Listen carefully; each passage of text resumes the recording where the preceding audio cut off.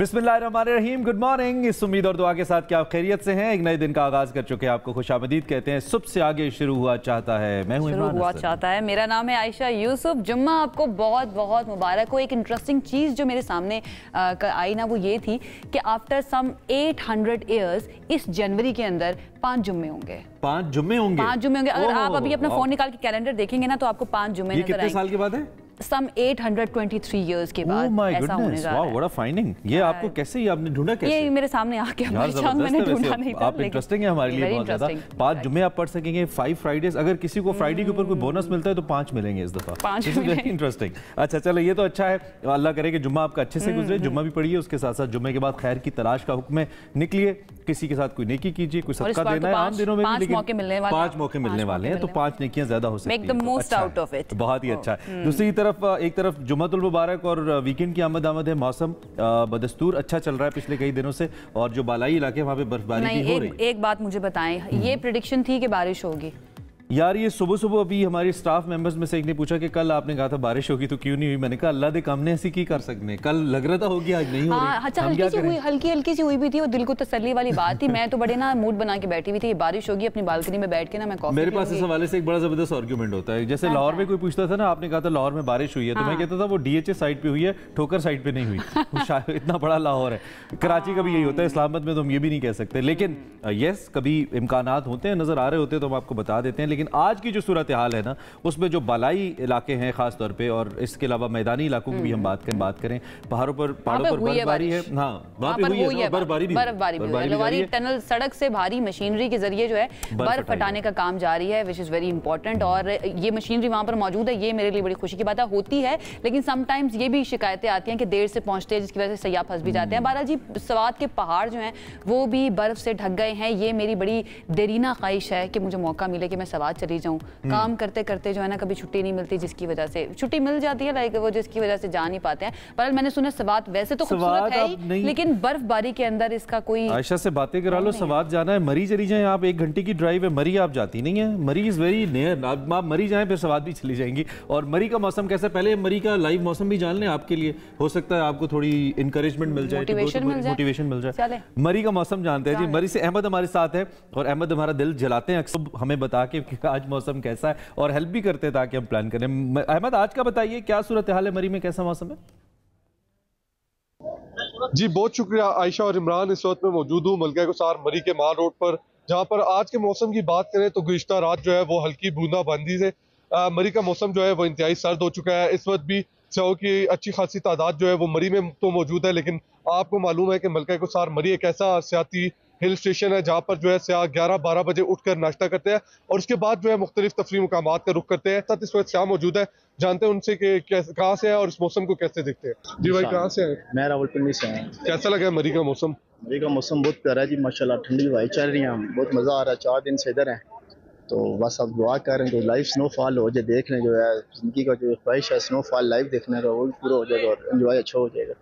अच्छा, तो इससे पहले भी कभी मरी आया है, कभी लाइव स्नोफॉल का एक्सपीरियंस है आपका?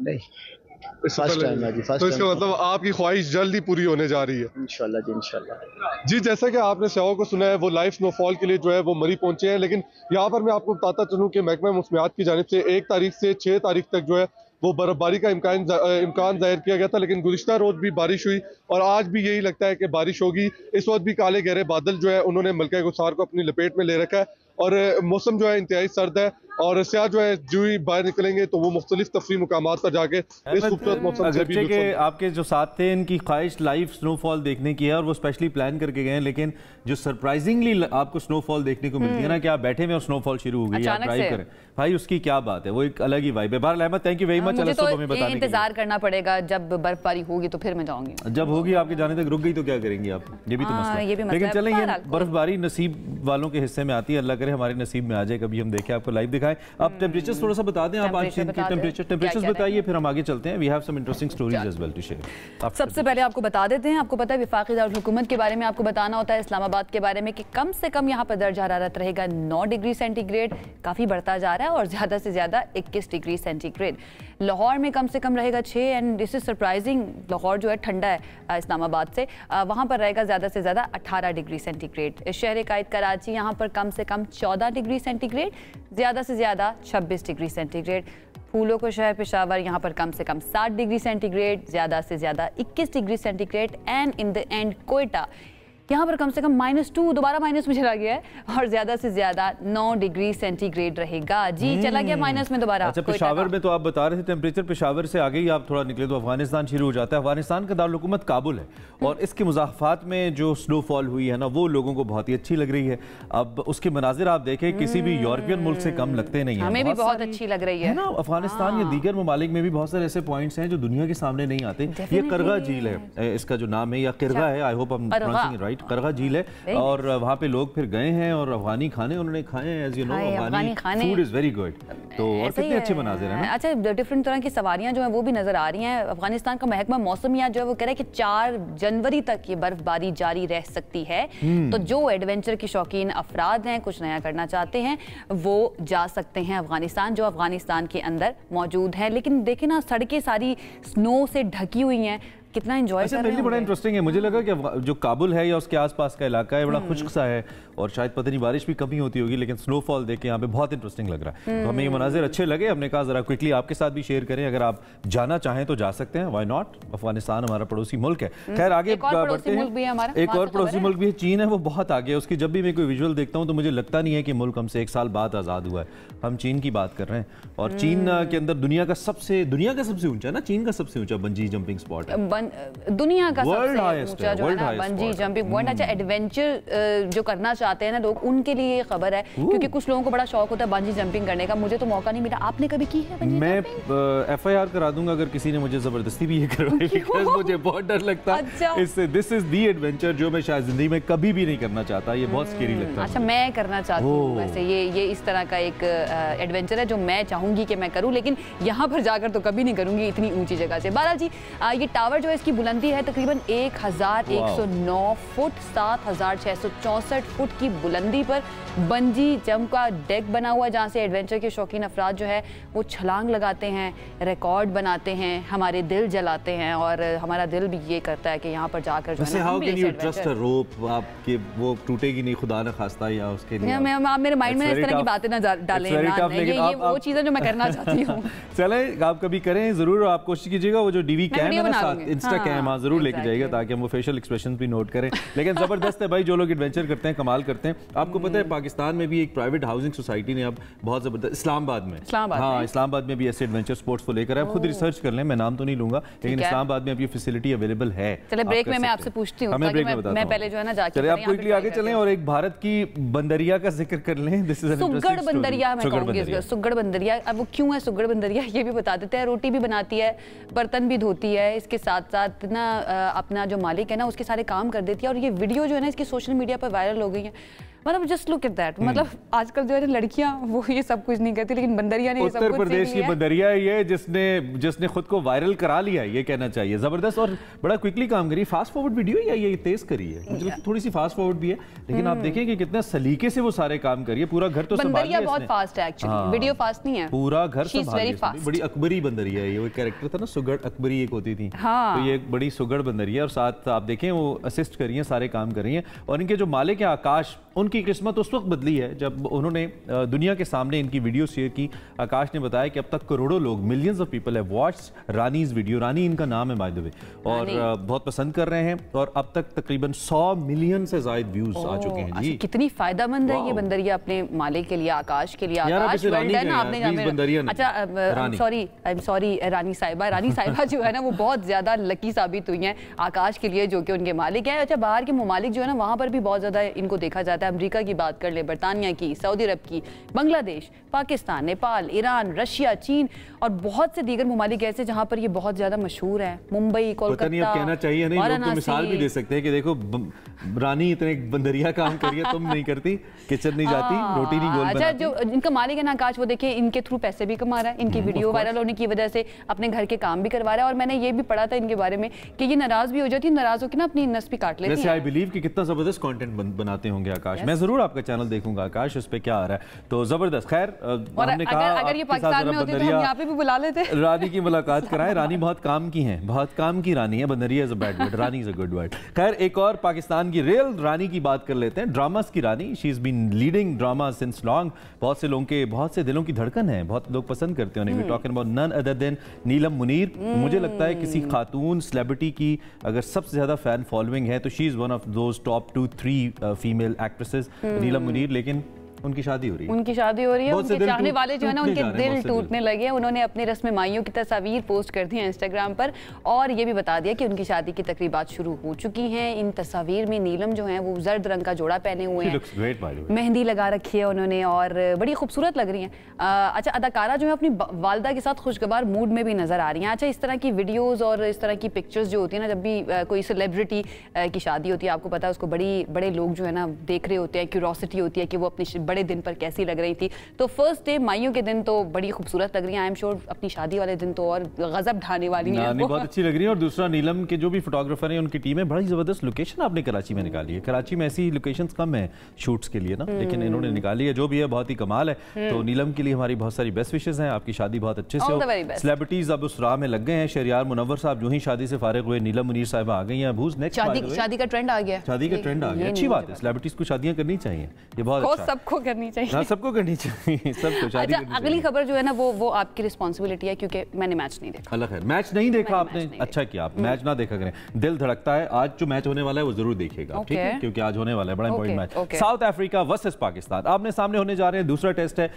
पहला टेस्ट कल इन्होंने पूछा था कैसा लगा आपको, तो मैंने कहा था पाकिस्तान अच्छा खेला था। हारना जीतना मैटर नहीं करता जब आप खेलते अच्छा है। केप टाउन में मैच होना है, 1:30 बजे शुरू होगा और साउथ अफ्रीका को इस टेस्ट सीरीज में ऑलरेडी एज ऑफ सेड 1-0 की बढ़तरी हासिल है। बट आई बिलीव कि शान मसूद अपनी कैप्टेंसी कुछ तब्दील करते हुए, कुछ एग्रेसिव कैप्टेंसी करते हुए पाकिस्तान टीम को फतह दिला सकते हैं। अच्छा, आई रियलाइज कि कल मैच नहीं हुआ और मैंने आपको बोला कि मैच मैंने नहीं अच्छा, देखा। मुझे लगता है कि मैं बहुत ही ज्यादा ऑफ चल रही हूँ क्रिकेट के मामले में। आपको 5 दिन मौका मिलेगा, 5 दिन मौका मिलेगा बहरहाल, लेकिन ये आपकी रिस्पॉन्सिबिलिटी, आपने अच्छी तरह से देख कर आना है और उसके बाद आपने ओके फॉर श्योर जो भी है। अच्छा, जो पहले मैच में गलती हुई वो ना दोहराने की जरूरत है। हमने पिछली दफा भी जब बिल्कुल थोड़ा सा टारगेट था 98-99 पे हमने 8 खिलाड़ी आउट कर लिए थे, फिर रेस्ट जो 48-49 रन थे आई बिलीव, वो फिर हम नहीं रोक पाए और 2 विकेटों से साउथ अफ्रीका जीत गया था। इस दफा देखना ही है कि क्या टीम में कोई तब्दीली की जाती है। हमारी बैटिंग पहले जो हमारा पहला चंक था वो हमने बैटिंग में भी बहुत अच्छा नहीं खेला था, फ्लॉप हुई थी। सो देखना है कि हमारी टीम किस स्ट्रैटेजी के साथ आती है। एंड वंस अगेन जो चेंजेस हैं कुछ हमें खासतौर पे बॉलिंग के अंदर जब हम बॉल होते हैं तो बड़ी इंपॉर्टेंट है और शान को अपनी कैप्टेंसी दिखानी पड़ेगी, कुछ अपना मूड तब्दील करना पड़ेगा, उसके बाद अच्छे रिजल्ट्स आएंगे। लेकिन हम तब से लेकर आते रहेंगे आपके सामने कि क्या हो रहा है मैच के अंदर। अब क्विकली एक ऐसी बात कर लें जो मुसलसल हम करते रहते हैं और वो इंटरनेट मुसलसल हमें पिंच कर रही है, सारी पाकिस्तानी आवाम को पिंच कर रही है। अब तो पार्लियामेंट के अंदर भी इसकी बार बार बात हो रही है। हम बात करें इंटरनेट सर्विसेज के बारे में। कतर के करीब इंटरनेशनल सबमरीन केबल में खराबी, पाकिस्तान में इंटरनेट सर्विसेज मुतासर होने का, मजीद मुतासर होने का मैं कहूँगी खदशा जो है वो पैदा हो गया है। पीटीए ने कहा है कि मुतालिका टीमें जो हैं वो केबल की खराबी दूर करने के लिए काम कर रही हैं। अच्छा, जो अब टेलीकॉम सारिफीन है उनको मुसलसल अपडेट करते रहेंगे। दूसरी जानिब चेयरमैन पीटीए हैं, उनका एक और बयान भी सामने आया है जो कल स्टैंडिंग कमेटी में ब्रीफिंग हुई थी, उसमें कहा गया था कि जो सोशल मीडिया ब्लॉक नहीं कर सकता, मैं सोशल मीडिया खोल सकता हूं, हुकूमत के कहने पे बंद कर सकता हूं, स्लो नहीं कर सकता। और उन्होंने कहा कि 10 साल में एक सबमरीन केबल नहीं आई, सबमरीन केबल्स लाना, जो दीगर फाइबर केबल्स हैं उनको लाना बिछाना, ये हुकूमत का काम है, स्ट्रेटजीज बनाना। हुकूमत ने जो टेलीकॉम इंफ्रास्ट्रक्चर है उस पर एक पैसा भी खर्च नहीं किया और डिजिटल हाईवेज नहीं बनाएंगे तो मसला हल नहीं होगा, ऐसा भी चेयरमैन पीटीए ने कहा है। तो उन्होंने कहा है कि जब आपने कोई डेवलपमेंट की नहीं, अच्छा इसका अंदाजा आप इस बात से भी लगाइए कि आप व्हाट्सएप वगैरह पे तो आपकी कॉल फिर भी क्लियर हो जाती है ना, थोड़ी ऑडियो कॉल, आप कभी नॉर्मल सिग्नल्स के जरिए नॉर्मल कॉल आप ट्राई करें अच्छे से, फोन से, अपने आईफोन से ट्राई कर लें, आपको ना वो आवाज भी मिलेगी, क्लैरिटी मिलेगी। उसकी वजह यह है कि जो इक्विपमेंट है वो टेलीकॉम कंपनीज ने भी और समहाउ गवर्नमेंट ने भी इंप्रूव ही नहीं किया ना, हम पुराने पे चल रहे हैं। अच्छा, नहीं, बात तो है कि स्टारलिंक पाकिस्तान लेकर आना है, स्टारलिंक आ ही ना जाए पाकिस्तान, अल्लाह करे आ जाए, अल्लाह करे आ जाए, हमारी तो दुआ है। लेकिन बहरहाल जो हमारे पास ऑलरेडी सिस्टम मौजूद है, अगर वही बेहतर हो जाए, क्योंकि पहले ठीक चल रहा था, 2-3 साल पहले की अगर हम बात करें तो वो ठीक चल रहा था, अगर वही ठीक हो जाए तो हमारा बड़ा फायदा हो जाएगा और ये जो नुकसान हो रहा है ना हमारी इकोनॉमी को, उससे भी हम बच जाएंगे। बहरहाल जी, हमें बात करनी है अब सियासत की। सियासत में क्या है, अब तहरीक इंसाफ और हुकूमत के दरमियान मुज़ाकरात का दूसरा दौर हुआ है कल और तकरीबन बेनतीजा खत्म हुआ। दोनों आए बैठे, चाय चाय पी, कहा आप ठीक हैं, खैरियत से? उन्होंने कहा जी मैं खैरियत से हूँ, आप ठीक हैं, बस निकल गए। खुशगवार मूड में जो बानी तहरीक इंसाफ है, बात फिर उन तक आ रही है और समेत जो पार्टी रहनुमा हैं उनको रिहाई के हवाले से वर्बल कम्युनिकेशन रिपोर्टेडली हुई है। 9 मई हो, 26 नवंबर उसके वाक़यात पर जुडिशल कमीशन बनाया जाए। तहरीक इंसाफ ने मुज़ाकरात में हुकूमत के सामने ज़बानी कलामी ये मुतालिबात रखे हैं, लिटन कुछ नहीं दिया। जो तहरीक इंसाफ है वो अगले इजलास तक एक चार्टर ऑफ डिमांड पेश करेगी। एक्सपेक्टेडली एक मुलाकात ज़रूरी है सनम, वाला फार्मूला फिर लगेगा, फिर एक मुलाकात बानी तहरीक इंसाफ से जारी बात है, हुकूमत करवाएगी, फैसिलिटेट करेगी, तो उसके बाद फिर ये डिसाइड होगा कि क्या मुतालबात होते हैं हतमी तौर पे। लेकिन सुना हमने ये था कि जो दो सबसे टाइट मुतालबात थे ना, एक इलेक्शन के हवाले से मैंडेट का और एक जो 26वीं तरमीम को वापस करना, उससे पीछे हट गई है, लेकिन फिर वक्त कंफर्म नहीं है कि क्या सामने आता है। अच्छा, अभी तक तो सिर्फ 2 मुतालबात जो है वो सामने आए हैं। इस मीटिंग के बारे में कहा जा रहा था कि वो इन राइटिंग दिए जाएंगे, लेकिन इन राइटिंग नहीं दिए गए। इसी पर बात कर रहे थे तहरीक इंसाफ के रहनुमा नईम हैदर पंजोता साहब, उन्होंने हम किया है। Thank you so much Naeem साहब हमें ज्वाइन करने के लिए। सबसे पहला सवाल मेरा आपसे यह है कि ये जो दूसरा दौर हुआ है मुज़ाकरात का हुकूमत और पीटीआई के दरमियान, आपके मुताबिक कैसा रहा? काफ़ी फरीकैन जो हैं वो खुश भी नज़र आ रहे थे और कह रहे थे बड़े सेटिस्फाइड हैं, खुशगवार माहौल में बात हुई है। आपके मुताबिक कैसा रहा ये माहौल? देखें जी, बहुत शुक्रिया, बड़ी नवाज़िश आपने मौका दिया। देखें, जहाँ पर बात है मुज़ाकरात की, तो हमारी तरफ से जो खान साहब ने हुक्म दिया था कि मुज़ाकरात इन बुनियादों के ऊपर होंगे, क्योंकि जो सिविल नाफरमानी की कॉल है वो कंटिन्यू है, तो उन मुज़ाकरात की हद तक जो है मैं ये समझता हूँ कि इतना डिले जो है वो नहीं होना चाहिए था। पहले भी एक वो पीपल्स पार्टी की तरफ से और हैप्पी न्यू ईयर है और ये है वो है, मुख्तलिफ चीज़ों की वजह से डिले दूसरी तरफ से किया गया। हमारी तरफ से तो बिल्कुल उसमें हम तो नहीं चाहते कि एक दिन का भी जो है वो डिले किया जाए, और हम चाहते हैं इस मामले का जो है हल बड़ा आसान है। जब हमने पहले दिन ये कह दिया कि हमारे 2 मुतालबात हैं, और वो 2 मुतालबात क्या हैं? हम कह रहे हैं कि 26 और 9 मई के ऊपर जुडिशल कमीशन बनाया जाए, क्योंकि ये दोनों जो मामले हैं ये बड़े अहम हैं। इसके साथ साथ हमने ये रिक्वेस्ट की थी, हम ये बात कर रहे थे कि जनाब आप ये कीजिए कि जो जितने भी सियासी कैदी हैं उन तमाम की रिहाई जो है वो जो है उसके लिए बाज़ाबी उनकी जो रिहाई है वो यकीनी बनाइए। तो ये हमारा मामला जो है, मैं रिक्वेस्ट किया बैठा हूँ, बल्कि हमारा जो मुतालबा है वो बड़ा जायज़ है, और इस मुतालबात के अंदर कोई बाज़ाबी थोड़ा मुझे थैंक्स फॉर करेक्शन, मैंने कहा बाज़ाब तो सारे हैं, रिहाई ओके। किस हद तक उम्मीद है नईम कि मान लिए जाएंगे मुतालबात आपके? देखिए, मुतालबात की उम्मीदी की अगर बात की जाए ना, तो हमने कमेटी बनाई है। अब कमेटी के सामने जो एक मामला था वो यही था जो मैंने बताया कि हमारे 2 मुतालबात थे। अब अगर दूसरे फरीक ने कमेटी बनाई है और उनको पता है कि हमारा मुतालबा ये है, तो मेरा ख्याल में उनको सोच के ही उन्होंने बनाई है। तो अगर उन्होंने सोच के बनाई है तो फिर मामला हल हो जाएगा। और अगर उन्होंने ये सिर्फ टाइम टेकिंग सारा करना है कि टाइम गेन करें, इसको बस लटकाएं, तो मेरा ख्याल में फिर कितना लटका लेंगे, 31 तक लटकाते जाए। नईम साहब, अब अगली मुलाकात के बारे में कहा जा रहा है, अगला जो दौर होगा, तीसरा दौर मुज़ाकरात का, उसमें चार्टर ऑफ डिमांड पेश किया जाएगा, लेकिन उससे पहले पीटीआई ने वक्त मांग लिया कि बानी पीटीआई से मुलाकात करवाई जाए, उनसे रहनुमाई लेने के बाद हम चार्टर ऑफ डिमांड पेश करेंगे। तो कब होगी ये मुलाकात, इस बारे में कुछ अपडेट करेंगे, कुछ बताएंगे हमें? देखिए, खान साहब से मुलाकात पे बड़ी पाबंदी होती है।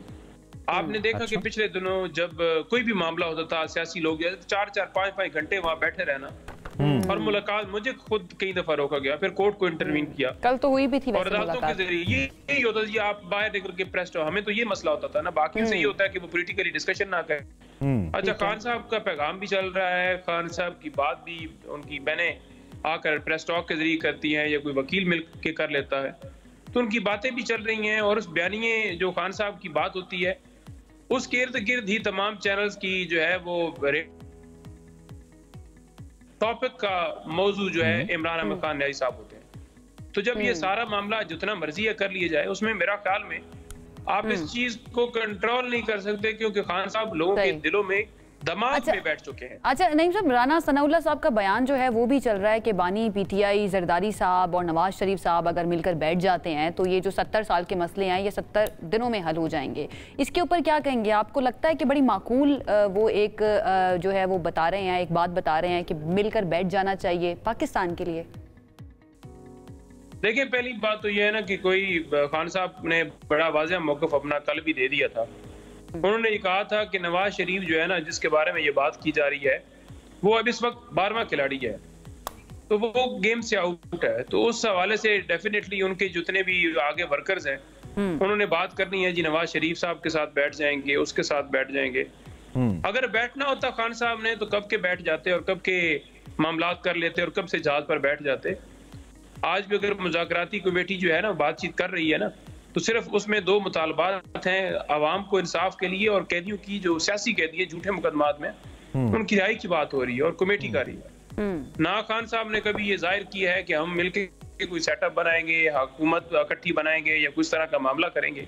देखिए, अगर आप करप्शन, चोरी, लूट मार करते हैं ना, तो आपको वो पैसा जो है वो भाग कर ले जाने के लिए कोई एग्री नहीं होगा जो मुहब्बत पाकिस्तानी। बहुत सारी चीजों पे हमने मौक़िफ़ तब्दील होते भी तो देखा है ना। पहले आप कहते थे कि मैंडेट नहीं है इनके पास, क्यों बैठे हैं, अब आप बैठ रहे हैं, वक्त ने बिठा दिया है, ये कहना चाहिए। खैर, अगर मुज़ाकरात खुदा न खास्ता कामयाब नहीं होते, मैं नाकाम का लफ्ज़ इस्तेमाल नहीं करता, कामयाब नहीं होते आपकी ख्वाहिशात के मुताबिक, देन आपका क्या अगला लाएअमल होगा तहरीक इंसाफ का? देखिए, लाएअमल एहतजाज की कॉल दी जा सकती है।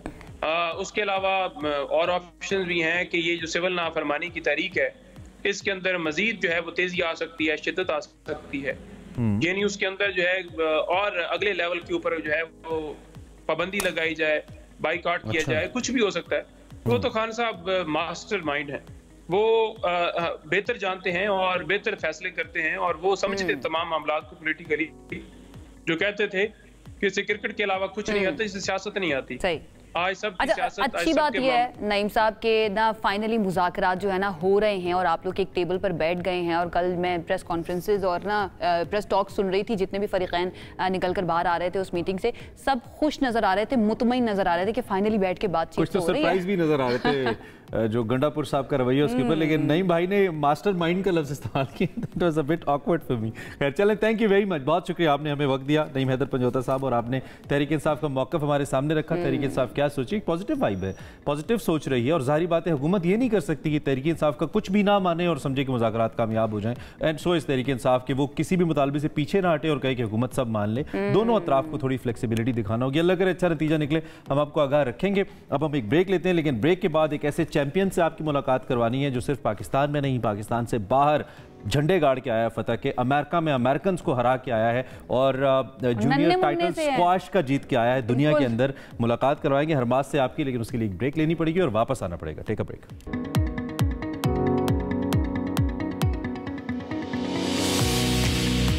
Welcome back once again. अब हमने आपकी मुलाकात करवानी है एक ऐसे मेहमान से जिन्होंने बहुत ही कम उम्री में आलमी सतह पर पाकिस्तान का नाम रोशन किया है। ज़बरदस्त टैलेंट से सब्ज़ हिलाली परचम जो है हमारा, उसको सर बुलंद कर दिया है। हम किसकी बात कर रहे हैं? हम बात कर रहे हैं पाकिस्तान के उभरते हुए स्क्वाश प्लेयर हरमास अली राजा की, जिन्होंने यूएस जूनियर ओपन चैंपियनशिप का बॉयज़ अंडर 11 टाइटल अपने नाम किया है एंड ऑफ कोर्स तारीख रकम की है।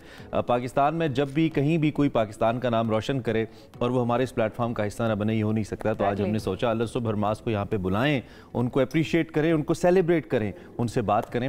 और फाइनल में उन्होंने किसको शिकस्त दी आयशा? फाइनल में उन्होंने जो है शिकस्त दी है अमरीकी हरीफ को, और इससे पहले भी कई टाइटल जो हैं वो अपने नाम कर चुके हैं।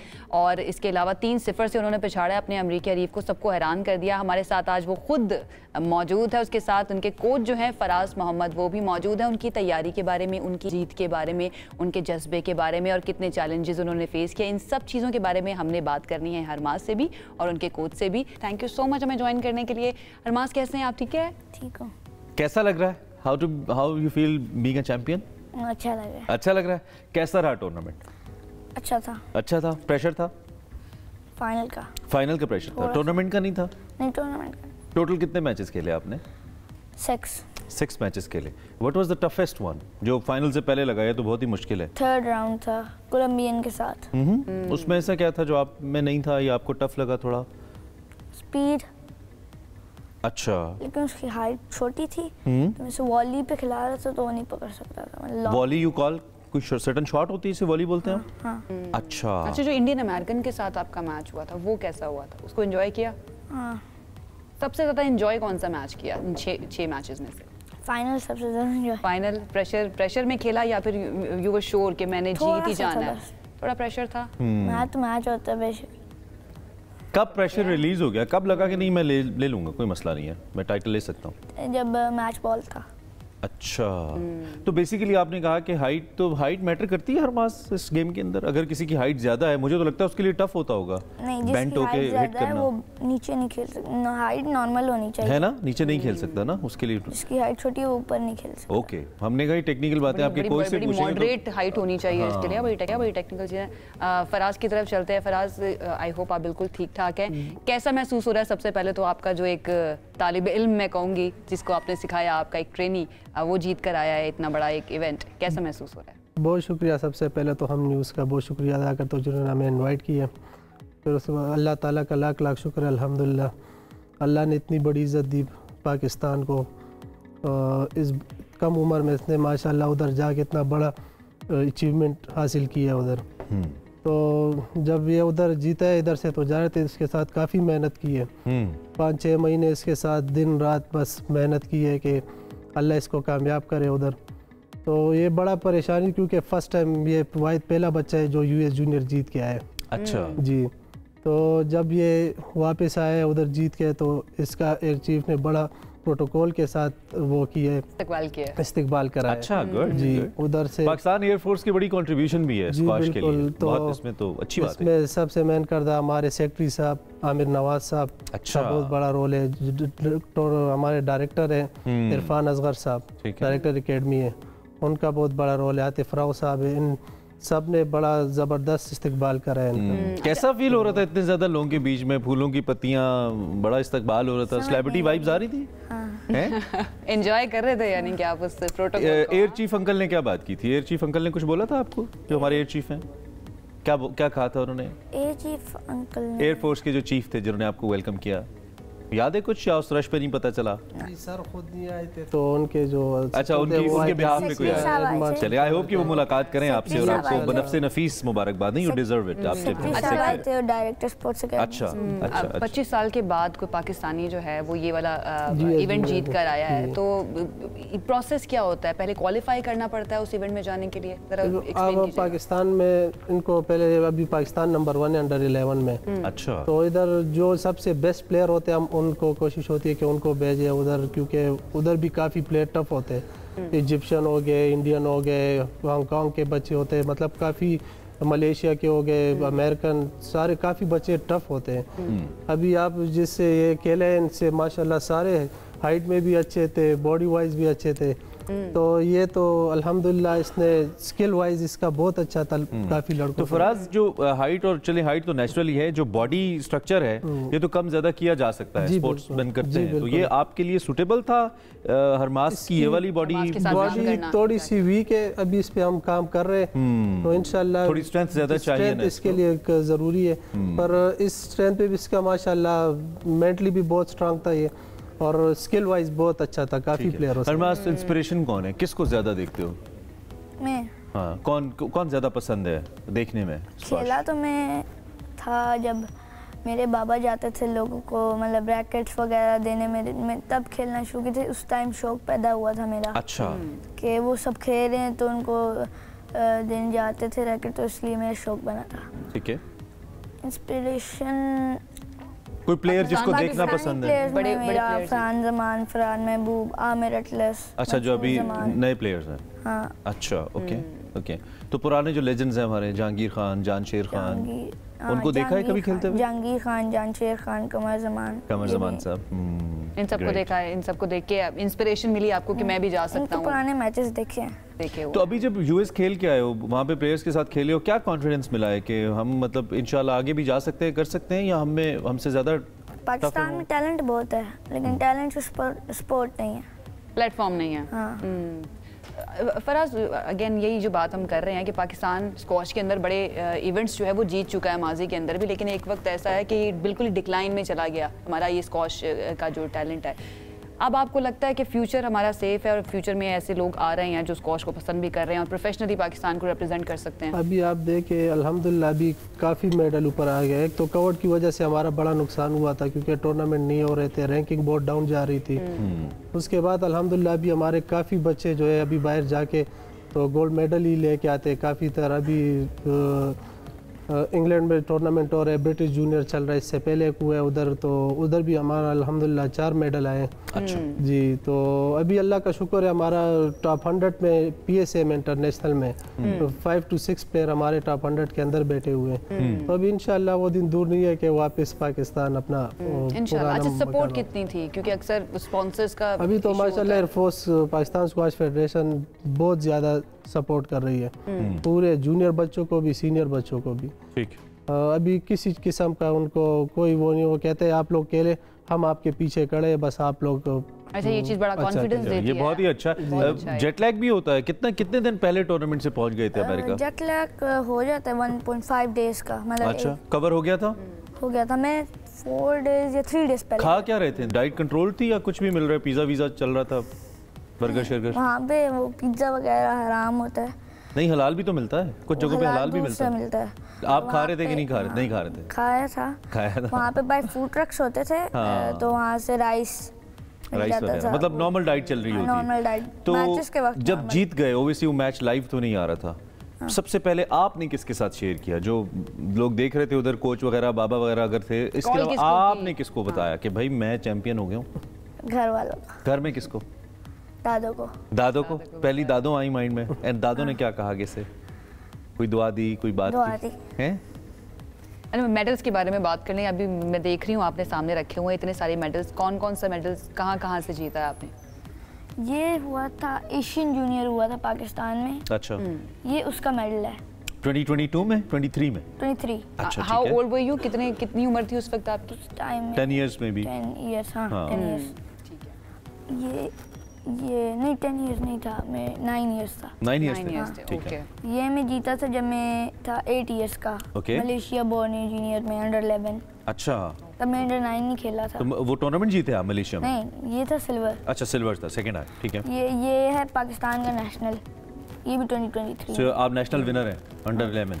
Okay, cool. ये मिला था 2024 ऑस्ट्रेलियन जूनियर ओपन। इसमें मैं बीमार हो गया था, तो इसलिए नहीं जीता। ये 2023, इसमें मैं बीमार हो गया था। अरे, ऑस्ट्रेलिया रास नहीं है आपको, है ना? क्या मसला है ऑस्ट्रेलिया के साथ? हमेशा उल्टियाँ लग जाती। ऑस्ट्रेलिया में हमेशा उल्टियाँ। क्या खिलाते हैं ऑस्ट्रेलिया में इनको ऐसा, या ऑस्ट्रेलियंस कुछ ऐसा खिलाते हैं? सेमीफाइनल था तो समंदर की स्मेल आती है, तो उसकी वजह से उल्टियाँ। अच्छा, ओके, ये होता नहीं हो पाते वहाँ पर। ये जब गए उधर तो इसकी बेड लक हुई, टूर्नामेंट खेले, सेमीफाइनल क्वार्टर खेले, सेमी में जब गए तो इसका अपेंडिक्स हो गया। तो उसका अपेंडिक्स ऑपरेशन करना पड़ा, तो उस वजह से फिर वो टूर्नामेंट इसको छोड़ देना पड़ा। ठीक है, अगला कौन सा टूर्नामेंट पाइपलाइन में? क्या देख रहे हो आगे? इंशाल्लाह अभी हमारा आगे फोकस ब्रिटिश जूनियर पे है। ठीक है जी, अभी उनके पास अभी थोड़ा सा टाइम है। ब्रिटिश जूनियर वाले तो अब सिर्फ इसकी वीडियोस देख रहे होंगे कि ये क्या आ गया है, ये क्या करेगा हमारे साथ। अच्छा अरमाज, ये बताएं, इसके साथ फिर US ओपन, फिर ब्रिटिश ओपन, फिर world open. Way to go. इसके साथ पढ़ाई तो नहीं कॉम्प्रोमाइज होती है? पढ़ाई पूरी होती है। पढ़ाई पूरी होती है, टाइम मैनेज कर लेते हैं, पूरी रूटीन बनाई हुई होती है। हाँ, तो जब जीते थे फाइनल, क्या बोला अपने ओपोनेंट को? कोई एक जुमला तो कहा होगा कि जा, क्या तुमने मेरा कुछ नहीं है, ऐसा कुछ नहीं? गुस्सा आया था किसी चीज़ पे? उसने कोई शॉट किया हो, कोई इशारा किया हो, तो प्लेयर्स को गुस्सा आ जाता है। किसी प्लेयर्स को के ऊपर, किसी प्लेयर के साथ ऐसा हुआ कि यार इसको नहीं छोड़ना, मैंने हराना है इसको? इंडियन क्या मसला था उस वक्त उसके साथ? उसकी बॉडी लैंग्वेज नहीं सही लग रही थी? नहीं, मतलब पाकिस्तान इंडिया तो वैसे ही ऐसे। अच्छा, स्पोर्ट्स पाकिस्तानी होने की वजह से ये इंडियन को हराना है, इसको नहीं छोड़ना मैंने। ठीक है, बहुत अच्छा लगा आपसे मिलके। कुछ और कहना चाहते हो अपने फैन से, अपने पेरेंट्स से, अपनी दादों से? कुछ कहना चाहते हो? नहीं। कोई मैसेज दो ना, दादों से कोई बात करो। से समथिंग टू योर दादो। थैंक यू करना चाहते हो उनकी सपोर्ट के लिए? एनीथिंग। चले, अब फराज थैंक यू। आप कुछ कहना चाहते हैं इन दी एंड, लास्ट 20 सेकंड्स? बस मैं तो कह रहा हूँ, जब भी माशाल्लाह जिस तरह पाकिस्तान स्क्वाश फेडरेशन सपोर्ट कर रही है बच्चों को भी चाहिए अभी मेहनत और भी ज़्यादा करे, और जो पाकिस्तान का खोया हुआ मकाम है उसको वापस करे इंशाल्लाह। आप जैसे लोगों की वजह से, आपकी सर्विसेज हैं और ऐसे टैलेंट की वजह से फेडरेशन को, हमारे वाइस प्रेसिडेंट, उनका बहुत शुक्रिया जो पाकिस्तान के बच्चों को इतना सपोर्ट कर रहे हैं। बहुत अच्छी बात है, और हम सब उन लोगों का शुक्रिया अदा करते हैं जिन जिन लोगों का किरदार रहा है अरमाज को यहाँ पर लाने के लिए, जिस सतह पर रहा है।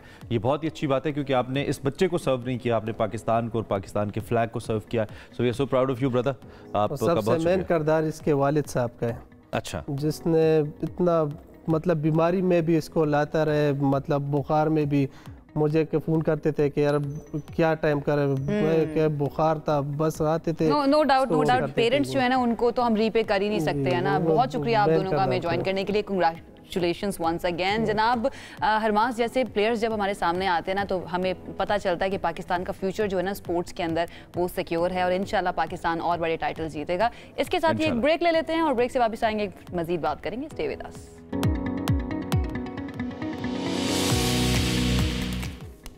वेलकम बैक टू सबसे आगे। इस उम्मीद के साथ कि आप हमारे साथ मौजूद हैं। मुख्तलिफ हुकूमती महकमों के बारे में भी ऑफ एंड ऑन हम बात करते रहते हैं। आज जिस महकमे के बारे में बात कर रहे हैं उससे हमारा बहुत ही डायरेक्ट ताल्लुक है और बहुत ही ज़्यादा वास्ता पड़ता है। We are going to talk about NADRA. हुकूमत ने एक फ़ैसला किया है और वो बच्चों की शिनाख्त के हवाले से है कि जो बच्चों की शिनाख्त है उसे महफूज बनाया जाए। अब ये नई पॉलिसी क्या है? इसके मुताबिक जो मुख्तलिफ बे फॉर्म्स हैं इनके इजरा के लिए फिंगरप्रिंट्स लिए जाएंगे। 10 साल से ज़ायद उम्र के जो बच्चे हैं उनके फिंगरप्रिंट्स और तस्वीर को बे फॉर्म का हिस्सा बनाया जाएगा और ये इकदाम 15 जनवरी से नाफिजुल अमल होगा और पहले मरहले में 10 से 18 साल के बच्चों का जो डाटा है वो नादरा सेंटर्स पर जमा हो सकेगा। अब एक तो इसका मकसद हमने जानना है, दूसरा इसका फ़ायदा क्या होगा और फिर कितना एफिशिएंट होगा हमारे सिस्टम को मजीद स्मूथ करने के लिए। इन सारे अवामिल पे हमने अच्छा इसके ऊपर जो अभी तक थोड़ा सा बैकग्राउंड सामने आया वो ये है कि गैर कानूनी इस्तेमाल जो किया जाता है ना बच्चों की आइडेंटिटी का, उसको रोकना जो है इसका मकसद है। और इससे जाली शनाख्ती कार्ड्स की बात कर ले, इंसानी स्मगलिंग की बात कर ले, गैर कानूनी पासपोर्ट्स जो हैं उनके उसूल की बात कर ले, इन सारे मसाइल पर काबू पाने में मदद मिलेगी। इसको मजीद थोड़ा सा समझने की कोशिश करते हैं, थोड़ा सा आसान अल्फाज के अंदर अपनी भी रहनुमाई ले आप लोगों के लिए रहनुमाई करने के लिए आज हमारे साथ नादरा के तर्जुमान है सैयद शबाहत अली, वो मौजूद हैं। उनसे ज़रा बात करते हैं, जानने की कोशिश करते हैं इस नए फैसले के बारे में। Shabahat, thank you so much हमें ज्वाइन करने के लिए। कैसे हैं आप? बहुत शुक्रिया जी, thank you very much for inviting. ये नया जो फैसला किया गया है कि अब बच्चों के फिंगरप्रिंट्स लिए जाएंगे, पहले थोड़ा सा इसको एक्सप्लेन कर दीजिए किस तरह से काम करेगा। पाकिस्तान में बिस्मिल्लाहिर्रहमानिर्रहीम, सबसे पहले तो ये समझ लेते हैं कि पाकिस्तान के अंदर जो रजिस्ट्रेशन है, नेशनल रजिस्ट्रेशन, वो स्टार्ट ही आपके बे फॉर्म से होता है। अब बे फॉर्म ये है कि अगर आपकी उम्र 18 साल से कम है और आपने आकर नादरा में आपकी इंदराज होना है तो नादरा आपको जो डॉक्यूमेंट इशू करती है वो बे फॉर्म या चाइल्ड रजिस्ट्रेशन सर्टिफिकेट, ये दोनों नाम एक डॉक्यूमेंट के हैं। और उस चाइल्ड रजिस्ट्रेशन सर्टिफिकेट के ऊपर एक आपको रजिस्ट्रेशन नंबर दे दिया जाता है और जब आपकी उम्र 18 साल से ज़्यादा होती है तो फिर वही नंबर आपका CNIC यानी कौमी शनाख्ती कार्ड नंबर में तब्दील हो जाता है। ठीक है। इस बात का मतलब ये हुआ कि जिस बच्चे को आप लेकर आए हैं जो कि अभी 18 साल से कम उम्र का है, वो 1 साल का भी हो सकता है, वो 17 साल का भी हो सकता है, उसको आपने एक नेशनल रजिस्ट्रेशन के मेन फोल्ड में शामिल कर लिया। ठीक है। चैलेंज यहाँ पर ये था या आज की तारीख तक है कि उस बच्चे के ना हमारे पास बायोमेट्रिक्स होते हैं ना हमारे पास उसकी पिक्चर होती है। अच्छा। तो आसान अल्फाज में ये समझ लीजिएगा कि मेरा नाम है सैयद शबाहत अली और मेरे नाम के साथ 3 नामों का इंदराज है एज माई चिल्ड्रन।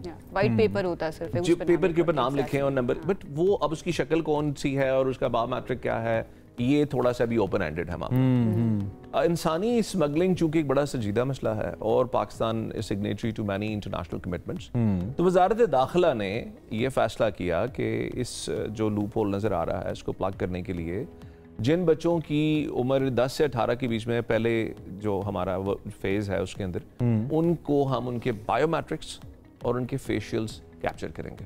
ठीक है। तो ये उनकी जो शिनाख्त है उसको मजबूत बनाना होगा किस तरह से? जो ऑलरेडी जिनकी रजिस्ट्रेशन हो चुकी है उनको बुलाया जाएगा उनके फेशियल एक्सप्रेशंस के लिए, या आप ये समझ लीजिएगा कि ये सबसे पहले तो जो आएंगे नए अब, ठीक है, so if a child is coming for getting this bay form या CRC और उसकी उम्र 10 साल से ऊपर है तो उसके लिए होगा, या अगर किसी ने बे फॉर्म लेकर जाना है पासपोर्ट बनवाने के लिए, ठीक है, तो वो जब पासपोर्ट के अंदर जाएगा तो कहेंगे कि जी आप नया बे फॉर्म लेकर आए। बाकी जिन लोगों को ऑलरेडी बे फॉर्म जिनके मौजूद हैं उनको अभी इस वक्त कुछ भी नहीं, जिसके पास ऑलरेडी है उसके लिए कोई प्रॉब्लम नहीं। इसके अलावा और कोई सोर्स, अगर मैंने लेट्स सपोज मेरी उम्र या मेरे बच्चे की उम्र 16 साल है और मुझे पासपोर्ट नहीं बनवाना फॉर द टाइम बीइंग, तो ऐसा कुछ नहीं है मैकेनिज्म कि आप उनको खुद बुला के कहेंगे नहीं आए रजिस्टर करें, ऐसा अभी कुछ उसकी इसलिए जब जरूरत पड़ेगी तब आएंगे और हो जाएंगे। इसलिए नहीं है कि वो आप 18 साल का होगा तो वो आएगा हमारे काउंटर पे, ठीक है, वो अपना 10 की 10 उंगलियों के निशानात भी देगा, वो अपना फेशियल भी देगा, बल्कि अब तो हमने जो एक नई टेक्नोलॉजी इस्तेमाल करनी शुरू की है वो आयरिस है। सो हम आयरिस का भी, उसका जो आंख का कर्निया जिसको उर्दू में कहते हैं, उसका इमेज भी कैप्चर कर रहे हैं, तो वो अपने टाइम पर जरूर आ जाएगा। लेकिन इस वक्त हो ये रहा था कि बहुत से लोग, जैसे आपको पासपोर्ट का पता होगा कि बहुत एप्लीकेशंस बड़ी हैं, तो उसमें लोग बेफॉर्म लेकर and they would just walk in कि जी हमें जो है ना बच्चे का भी बना दें पासपोर्ट। ठीक है। और पासपोर्ट ने तो पिक्चर लाजमी लेनी है, चाहे वो 1 महीने का बच्चा है, 1 दिन का बच्चा है, उन्होंने लेनी है। सो वो this would now be tallied, यानी जो 10 साल से अपवर्ड बेफॉर्म होल्डर्स जा रहे हैं उनकी पिक्चर को। अच्छा, स्टैट्स शबाद क्या कहते हैं, ये जो अब ये फैसला किया गया है कि बच्चों की आइडेंटिटी जो है वो चोरी ना हो, गैर कानूनी कामों में इस्तेमाल ना हो, अभी तक के स्टैट्स के मुताबिक क्या ये होता रहा है, और अगर होता रहा है तो कितना होता रहा है? अच्छा, ये आप अगर देखें मीडिया में भी इस बारे में काफ़ी रिपोर्ट्स आ चुकी हैं कि पाकिस्तान की नेशनलिटी के लोग बाहर मुजरमाना एक्टिविटीज़ में जब पकड़े गए तो पता लगा कि उन्होंने एक्ट जो पाकिस्तानी रजिस्ट्रेशन था वो गलत तरीके से हासिल किया था। तो वो गलत तरीकाकार क्या है? वो यही चीज़ है। हमारी डिपार्टमेंट ने भी इस पे कई इन्वेस्टिगेशंस किए और कुछ ऐसे केसेस हमारे सामने आए भी कि जहाँ पर लोगों ने इंदराज ज़्यादा अफराद का करा रखा था। यानी एक आदमी के अगर 4 बच्चे हैं, उसने 6 या 7 करा रखे हैं इंदराज, तो वो खुद बुला कर किसी और को, बच्चे को जो कि सेम एज में हो, उसका बायोमेट्रिक दे तो सकता है। वो गवाही दे रहे हैं कि जी ये मेरे बच्चे हैं, दोनों माँ बाप ने आके अंगूठे लगाए, एक वेरीफायर बन गए। So in some cases yes it has not entire Pakistan. अच्छा फारूक, आपको रोकूंगी, हमारे साथ एक लाइव कॉलर है, सॉरी शबाहत, फारूक हमारे साथ लाइव कॉलर है, उनसे जरा बात करते हैं, सवाल ले लेते हैं। Farooq, thank you so much call करने के लिए, बताइएगा क्या सवाल है आपका?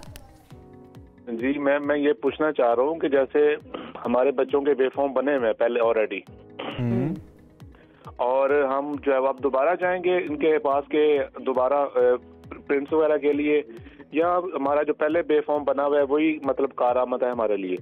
अच्छा, ठीक है, सही। इमरान, में इसका जवाब मैं दे चुका हूँ, दोबारा बता देता हूँ। फारूक साहब है मेरे ख्याल में कॉलर। फारूक साहब, अगर आपके बच्चों का बेफॉर्म ऑलरेडी बन चुका हुआ है और आप उस बेफॉर्म की बेसिस पे पासपोर्ट के लिए इमीडिएटली अप्लाई करने नहीं जा रहे, तो आपको कोई ज़रूरत नहीं है।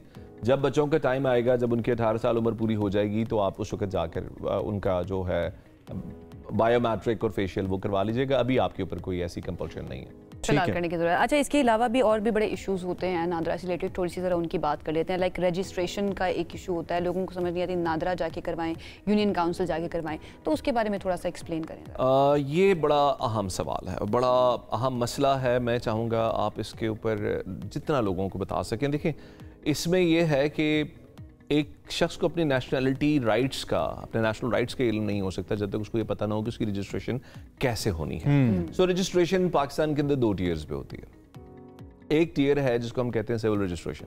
इसमें 4 इंपॉर्टेंट आपकी लाइफ के इवेंट्स हैं। इंटरनेशनल इसके लिए टर्म यूज होती है जिसको हम कहते हैं वाइटल इवेंट्स। वाइटल इवेंट्स क्या हैं? पैदाइश एक वाइटल इवेंट है, शादी, निकाह, मौत, तलाक। ये चारों जो इवेंट्स हैं, इसकी रजिस्ट्रेशन आपने अपनी यूनियन काउंसिल में करानी है और लाजमन करानी है। ठीक है, ठीक है जी। वंस दैट इज डन, उसके बाद आती है आपकी नेशनल रजिस्ट्रेशन। नेशनल रजिस्ट्रेशन से मुराद ये है कि आपको बर्थ सर्टिफिकेट मिल गया है यूनियन काउंसिल से। अब आप नादरा आते हैं और आप माँ बाप आकर कहते हैं कि जी हमारे बच्चे के पैदाइश का सर्टिफिकेट है, आप इसको बेफॉर्म नंबर इशू कर दें। ठीक है। और जब वो 18 साल का होगा तो उसको शनाख्ती कार्ड मिल जाएगा, अगर वो मुल्क से बाहर है तो उसको नाइकॉप मिल जाएगा। तो ये नेशनल रजिस्ट्रेशन के लिए जो हमारी सिविल रजिस्ट्रेशन है वो बहुत ज़रूरी है, बहुत मैंडेटरी है। और इसके ऊपर चूंकि लोगों में इतनी अवेयरनेस नहीं है, तो बहुत से जो रजिस्ट्रेशन से रिलेटेड मसाइल है उनकी वजह यह है कि वो सिविल रजिस्ट्रेशन नहीं करवा। अच्छा, इसके कॉन्सिक्वेंसेस क्या हो सकते हैं, इसके ऊपर बात करेंगे, लेकिन एक और लाइव कॉलर हमारे साथ हैं, याहिया है कराची से। याहिया, आप क्या कमेंट करना चाहेंगे या सवाल पूछना चाहेंगे शबाद से? Good morning to all of you. Shabad भाई से मेरा क्वेश्चन है, देखें ठीक है, NADRA is doing very good work, जाहिर है नेटवर्किंग का काम है। मेरा इनसे क्वेश्चन है कि देखें, हम सुनते हैं कि जी जाली शनाख्ती कार्ड बन गया, कोई अफगानी ने बना दिया, कोई जाली उसके बुनियाद पर जाली पासपोर्ट गया, इनके पास क्या मैकेनिज्म है, हाउ टू हैंडल दिस? हम जब इतने सिस्टमेटिक चल रहे होते हैं, कैसे लोग ब्रीच करके अंदर आ जाते हैं, ये मेरा सवाल है। दूसरा सवाल ये कि देखें, बात ये है कि हम, मुझे जो मैं कंसर्न हूँ ना, हमारे से कराची में, हमारे यहाँ ये तो ऑनलाइन सिस्टम है, हमारे यहाँ सेंटर्स इनके बहुत कम है, बेचारे लोग घंटों खड़े रहते हैं। तो मैं ये चाह रहा हूँ कि ये सिस्टम है कि ज्यादा से ज्यादा इनके सेंटर्स बनाए जाए ताकि लोगों को आसानी हो, क्योंकि ऑनलाइन जाके भी हर आदमी काम नहीं कर सकता, तो हमारे बहुत से लोग अनलिटरेट है। इसके लिए इनके पास क्या फैसिलिटी हो सकती है, मेरा सवाल। ठीक है यार, अच्छे सवाल आते हैं दोनों आप जी। कराची के मसले पे अगर मैं सही समझ पाया हूँ, उनके जो इशूज, सेंटर्स कम है, सेंटर्स कम है। देखें, पाकिस्तान की आबादी माशाल्लाह बढ़ते बढ़ते 24 करोड़ से तजावज़ कर चुकी है और हम 24,000 अफराद पे मुश्तमिल एक डिपार्टमेंट है। सो यकीनन कराची जैसे जो शहर हैं जिनके अंदर पॉपुलेशन अर्बन सेंटर्स में बहुत हाईली कॉन्सेंट्रेटेड है, वहाँ पर हम जितना भी काम कर लें, लोगों के मसाइल तो हैं, रश है यहाँ पर यकीनन, इसमें कोई शक नहीं है। इसको ओवरकम करने के लिए नए दफातर इस साल भी खुले हैं, इससे पिछले साल भी खुले हैं, अगले माली साल में भी ज़ाहिर है प्लान किए जाएंगे। लेकिन बहरहाल इसका जो सोल्यूशन है वो हमारा ऑनलाइन है, और ऑनलाइन से मुराद ये है कि हमारी एक एप्लीकेशन है पाक आइडेंटिटी, उस पर आप घर बैठे अपने दस्तावेज़ात, यानी अगर आपने ऑलरेडी शनाख्ती कार्ड बना रखा है और आपने उसकी रिन्यूअल करवाना है या वो गुम गया है, आपने दोबारा अप्लाई करवाना है, दिस इज़ वेरी सिंपल, आप उसको यूज़ कर सकते हैं। उसमें हम मज़ीद भी फिर मॉडिफिकेशंस भी ला रहे हैं, मज़ीद जिद्दतें ला रहे हैं अपनी एप्लीकेशन के अंदर। तो अगर जो एक अच्छा तबका जो कि मोबाइल फ़ोन्स का इस्तेमाल आसानी से कर सकता है, अगर वो लोग इस एप्लीकेशन को ज़्यादा यूज़ करेंगे, लोग अडैप्ट कर भी रहे हैं। लेकिन अगेन ये बात कर रहे थे कि बहुत सारे लोग ऐसे हैं जिनको नहीं यूज़ करना आता। कितनी बड़ी तादाद है हमारी जिनके पास फ़ोन्स हैं लेकिन उनको ऐप्स या इस तरह से टेक्निकल चीज़ें जो हैं वो यूज़ करनी नहीं आती। बट ये अच्छी बात है, आपने बताया कि इसके ऊपर भी काम हो रहा है, ज़्यादा सेंटर्स खोले जाएंगे। एक चीज़ बड़ी इंपॉर्टेंट है, मैं ये नादरा में देखता हूँ कस्टमर सर्विसेज डिपार्टमेंट को, और मेरे पास तकरीबन हर महीने 1.5-2 लाख लोगों का डाटा आता है। तो मैं उसमें ये देखता हूँ कि ज़्यादातर लोग जो सेंटर्स पे आ रहे हैं उनको सेंटर की विंडो पर आकर पूछना पड़ता है, या उनको बताया जाता है कि जी आपके पास ये वाला डॉक्यूमेंट नहीं है, आप लेके आए। अब ये एक बड़ी सिंपल सी बात है कि अगर नादरा की आप सिर्फ हेल्पलाइन कॉल कर लें आने से पहले, तो जो उसका IVR है, जो उसका रिकॉर्डेड ऑडियो चलता है, वो आपको हर डॉक्यूमेंट के बारे में बता देगा कि अगर आप नए शनाख्ती कार्ड के लिए आ रहे हैं तो आपको ये डॉक्यूमेंट्स रिक्वायर्ड हैं, अगर आपने बच्चे का इंदराज करवाना है तो ये रिक्वायरमेंट्स है, अगर आपको विंडो तक जाने के बाद यानी जो आपने इंतजार वगैरह भी किया, अगर आपके डॉक्यूमेंट्स पूरे हैं तो रश कम होगा, क्योंकि वरना अदरवाइज आपको रिपीटेडली बार बार आना पड़ेगा। दूसरी चीज़ ये कि हमारा जो सोशल मीडिया है उसको प्लीज़ जो लोग फॉलो कर सकते हैं वो ज़रूर फॉलो करें। उसमें हम बहुत सी चीज़ों के बारे में वीडियोस बनाकर पोस्ट वगैरह लगाकर बताते रहते हैं, अवेयरनेस देते रहते हैं। अच्छा, फाइनली हम जो कॉन्सिक्वेंसेस की बात कर रहे थे, अगर रजिस्ट्रेशन नहीं करवाई जाती, 4 की पॉइंट्स जो आपने बताए थे उनके कॉन्सिक्वेंसेस क्या हो सकते हैं अगर रजिस्ट्रेशन? कॉन्सिक्वेंसेस हर चीज़ के अलग हैं। अगर आप बर्थ का नहीं कराएंगे रजिस्ट्रेशन, बच्चे का इंदराज नहीं कराएंगे, वो कल को शनाख्ती कार्ड नहीं ले सकेगा। अगर वो शनाख्ती कार्ड नहीं ले सकेगा तो रियासत की जितनी भी सहूलियात हैं उन सब से फैज़याब नहीं हो सकेगा। ना वो यानी तालीम हासिल कर सकता है, ना सेहत, वो बेचारा पुलिस में जाके पर्चा भी नहीं करा सकता किसी। तो ये तो हो गया बर्थ को रजिस्टर ना कराने का। मैरिज रजिस्ट्रेशन, मैं आपको बताऊं, बड़े पढ़े लिखे लोग, मेरे जाती जानने वाले, मेरे हल्के के ऐसे अहबाब हैं जिन्होंने मैरिज की रजिस्ट्रेशन नहीं कराई होती। What they do not understand is कि अगर एक खातून ने, एक साहब ने शादी कर रखी है और वो नादरा के रिकॉर्ड में रजिस्टर्ड ही नहीं है, God forbid if something happens, अगर वफात हो जाती है, कोई ऐसा मसला हो जाता है, तो वो खातून तो इन बुक्स अपने आप को साबित ही नहीं कर पाएंगी, उनको सक्सेशन के मामलात में तकलीफ का सामना करना पड़ेगा।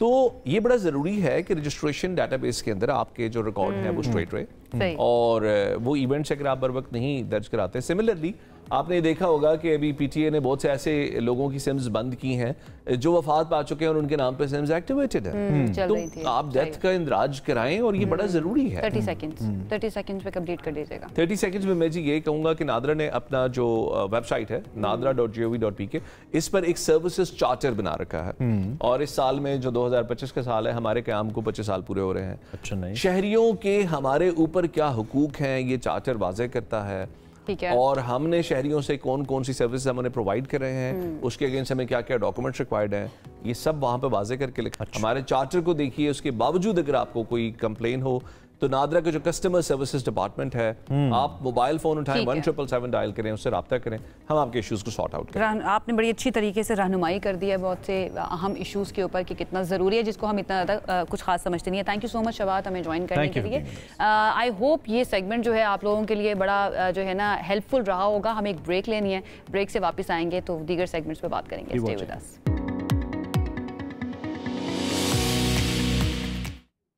Welcome back. अब आपकी फैमिली से मुताल्लिक कुछ बात कर लेते हैं, या फैमिली स्ट्रक्चर से मुताल्लिक कुछ बात कर लेते हैं। उसकी वजह यह है कि पाकिस्तान में मसाइल इतने बढ़ रहे हैं, और हमें लगता है कि उन मसाइल की एक बड़ी वजह यह है कि कम्युनिकेशन नहीं होती, बात नहीं होती। जो बात नहीं होती तो फिर बहुत सारे मामला डिस्टर्ब हो जाते हैं। लेकिन आज इन पर्टिकुलर हम आपकी जो अज़दवाजी ज़िंदगी है उसके अंदर जो खामोशी का किरदार है उस पर हम बात करेंगे। ये एक ऐसी कैफियत है जिसमें दो हस्बैंड एंड वाइफ, मियाँ बीवी, उनके दरमियान बातचीत या तो जज्बाती इजहार तक आके रुक जाती है, वो हो नहीं पाता, दोनों में से कोई एक या फिर दोनों अपनी जो रोज़मर्रा की बातें हैं या मसाइल हैं इस पर बात करने से गुरेज करते हैं। बिल्कुल इसकी वजूहात क्या है और फिर ये कॉजेज, इसके मसाइल क्या कॉज करता है, इस सब पे हमने बात करी। लॉन्ग टर्म इसके कॉन्सिक्वेंसेस क्या हो सकते हैं, ये जो मसला है ये रिश्ते को सर्द मौरी की तरफ ले जा सकता है और अगर वक्त पर हल ना किया जाए तो अलहदगी का सबब भी बनता है। मैंने जितना ऑब्जर्व किया, आप अपनी फैमिली के अंदर भी लोगों को देख रहे होते हैं, अपने बहन भाइयों को, अपने चाचा चाची, फूफा फूफी को देख रहे होते हैं, एकदम से खामोशी नहीं आती है, एक वक्त के बाद आती है जब दोनों में से कोई एक ये समझ जाता है कि अगला बंदा उसको वैल्यू नहीं कर रहा, थक जाता है या वैल्यू नहीं। स्पेशली खवातीन जो है ना, उनके बारे में कहा जाता है कि वो वोकल होती हैं अपनी नीड्स को लेकर, अपने प्रॉब्लम्स को लेकर, वो चाहती हैं कि उनका हस्बैंड जो है ना इन चीज़ों के ऊपर बात करे उनसे या उनको सुने, लेकिन जब वो नहीं सुनता तो एंड में आकर एक पॉइंट आता है जिसके बाद वो खामोश हो जाती है। अब ये खामोशी कितनी जहर कातिल हो सकती है, क्या ये रिश्ता किसी भी रिश्ते के लिए जहर कातिल हो सकती है। रिश्तों में जो खामोशी है फासले बढ़ाती है, गुफ्तगू से रिश्ते जुड़ते हैं और खामोशी से बिखर जाते हैं, इसमें तो कोई शक ही नहीं है। और जो लोग शिकायतें नहीं सुनते उनको बहुत सारे मसाइल रहते हैं। ये कहना चाहिए कि जब तक आप बात करते रहते हैं ना चीज़ें हल होती रहती है और नहीं जब बात करते हैं तो फिर चीज़ें रुक जाती हैं। खैर, आपके अज़दवाजी रिश्ते में खामोशी का मतलब फासला बढ़ने की अलामत है और रिश्ते में मुसलसल खामोशी मोहब्बत की मौत कहा जाता है इसको। और जहाँ दिल की बात ज़बान पर ना आए वहाँ मोहब्बत यकीनी तौर पर दम तोड़ देती है। हम नहीं चाहते ऐसा। इस पर हम बात करेंगे। हमारे साथ ताहिरा मौजूद हैं इन मसाइल का हल बताने के लिए। बहुत सारे मसले हम इनसे डिस्कस करके उनसे आसानी नज़र आती है उनमें हमें, तो हम ताहिरा से बात करते हैं। वेलकम, कैसी हैं आप? ठीक ठाक हैं? Thank you for having me. खामोशी बहुत से खूबसूरत रिश्तों की मोहब्बत की कातिल है, मौत भी है। बिल्कुल ऐसा है, बिल्कुल है। और मियाँ बीवी के रिश्ते में सबसे इम्पोर्टेंट, क्योंकि वही दो होते हैं जो कि हर मसले का हल आपस में मिल बैठ के निकाल सकते हैं, और वही दो हैं जो हर वक्त एक साथ होते हैं एक दूसरे के। अच्छा, खामोशी जो आप बात कर रहे थे ये दो तरह की है। एक है कि जब लड़ाई होने लगे, कोई डिसएग्रीमेंट हो जाए तो फिर एक पार्टनर खामोश हो जाता है, और एक है कि जो जनरली अपने दिल की बातें डिस्कस नहीं करते, एक पैटर्न बन चुका होता है जैसे आपने बोला। तो ये दो बातें डिफरेंट हैं। कुछ कपल्स हैं ना, आप देखेंगे कि वो जनरली भी इतने एक्सप्रेसिव नहीं होते, लड़ाई नहीं है, सब कुछ ठीक चल रहा है, लेकिन बस ज़्यादा बात नहीं होती दिल की। ऑफिस में क्या हुआ मर्द हजरात नहीं बताते, घर में क्या हुआ, या खातून अगर ऑफिस जाती हैं तो क्या मसले हैं नहीं बताते एक दूसरे को। Is it okay? Not okay, not okay in many marriages. अगर मुझे बात करना ज़्यादा पसंद नहीं है और मेरी खातून ज़्यादा बात करती हैं या सुनना चाहती हैं, तो मुझे मजबूरी में फिर जवाब देना है, कम्युनिकेट करना है? अगर वो भी तो एक हैसल है ना। हैसल है, बिल्कुल है, लेकिन देखिए ये तो फिर अपने एक दूसरे को समझने की है ना कि आप एक दूसरे की नेचर कितनी समझ गए। अगर खातून ये समझ गई है जिस तरह आप बता रहे हैं, और आपने बड़ा अच्छी तरह एक्सप्रेस कर दिया ना मुझे, अगर आप उनको भी ऐसे ही बता देते हैं कि ये मेरी नेचर है, ये मैं तुम्हारे खिलाफ कुछ नहीं कर रहा हूँ या तुम्हें इग्नोर नहीं कर रहा हूँ, ठीक है, ये मेरी नेचर है, तो फिर तो मसला इतना बड़ा नहीं है। लेकिन ये भी अफेक्ट नहीं करेगा उस चीज़ के ऊपर, क्योंकि उनकी नेचर के अगेंस्ट है बात करते रहना और आगे से जवाब नहीं मिल रहा। लाइक अगर मैं अपनी बात करूँ, मैं किसी से बात करूँ, आगे से मुझे जवाब नहीं मिल रहा है, देन आई फील लाइक यार I don't know, I am not happy. हाँ, नहीं देखिए, जवाब ना मिलना एक और बात है और इनका अपना उस तरह दिल खोल देना एक और बात है। जैसे अगर आप दो मियाँ बीवी बात कर रहे हैं, मैं आपको एक सिनेरियो बताती हूँ और वो बता रही है कि आज घर में ये हुआ, फिलहाल ने ये कह दिया, फिलहाल मैं बहुत हर्ट हूँ। अब आप अगर एक्टिवली लिसन कर रहे हैं, सुन रहे हैं, उनको देख रहे हैं, हाँ कर रहे हैं, लेकिन जवाब में अपना नहीं बता रहे, वो ठीक है, that's okay, that can work. लेकिन अगर आप अखबार को देख रहे हैं, मोबाइल को देख रहे हैं, टीवी को देख रहे हैं, उठ के चले जाते हैं या मुंह से बोल देते हैं बस करो यार मैं नहीं सुनना चाहता, दैट इज अ प्रॉब्लम। और साइलेंट ट्रीटमेंट जो होता है, साइलेंट ट्रीटमेंट यूजुअली हम ये टर्म यूज करते हैं लड़ाई के दौरान या कोई डिसएग्रीमेंट के दौरान। अगर खातून, अच्छा बड़ी अच्छी रिसर्च है कि more than 80% of silent treatment is done by main. अच्छा, हाँ, मोर देन 80%। थोड़ा सा साइलेंट ट्रीटमेंट को एक्सप्लेन करें, क्या है? बिल्कुल, साइलेंट ट्रीटमेंट नज़र किस तरह आती है मैं ये बता दूं क्या होता है। एक खातून है या कोई बंदा है जो कि मसला लड़ाई हो गई है, कहीं जाना था हम नहीं जा सके और वो बोल रही हैं कि तुम नहीं आए टाइम पे, हम नहीं गए, ब्ला ब्ला। आप फ़ोन को देख रहे हैं, आप स्क्रॉल कर रहे हैं, इंगेज नहीं कर रहे हैं उनके साथ, आप सडनली उठ के चले जाते हैं कमरे से। स्पेशली फ़ोन्स पे आजकल ये बहुत होता है, आप फ़ोन ऑफ कर देते हैं जी। वो फ़ोन कर रही हैं, कॉल कर रही हैं, 10वीं कॉल 11वीं कॉल, फ़ोन ऑफ हो गया, 2 घंटे के लिए आप गायब हो गए। This is silent treatment. ये इफेक्ट किस तरह से करता है रिलेशनशिप को? अब आप देखिए ना, अगर आप उस जगह पे हैं और 10 कॉल्स कर रहे हैं किसी को और 11वीं मैं इसीलिए आपसे जानना चाह रही हूँ ना, हम सबसे पहले ये आपके स्पाउस को ये मैसेज दे रहा है, चाहे आप चाह रहे हैं या नहीं चाह रहे हैं, कि you are not important. Silent treatment ये मैसेज देता है कि तुम इम्पॉर्टेंट नहीं हो, और वो सोचें वो कितना तकलीफ दे है किसी भी पार्टनर के लिए, नंबर 1। नंबर 2, ये फर्दर जो आगे की कम्युनिकेशन है उसको ब्रेक डाउन करता है, क्योंकि जो बंदा आपको 10 कॉल्स कर रहा है शायद अगले दिन वो फिर 5 करेगा, फिर 4 करेगा। समटाइम्स पता है क्या होता है, ये भी क्योंकि आयशा ये बात अभी रियलाइज नहीं कर सकती, she is not into this ना। अच्छा, समटाइम्स ये होता है कि आप इसलिए भी जवाब नहीं दे रहे होते कि अगर आप जवाब देंगे तो बात बढ़ेगी।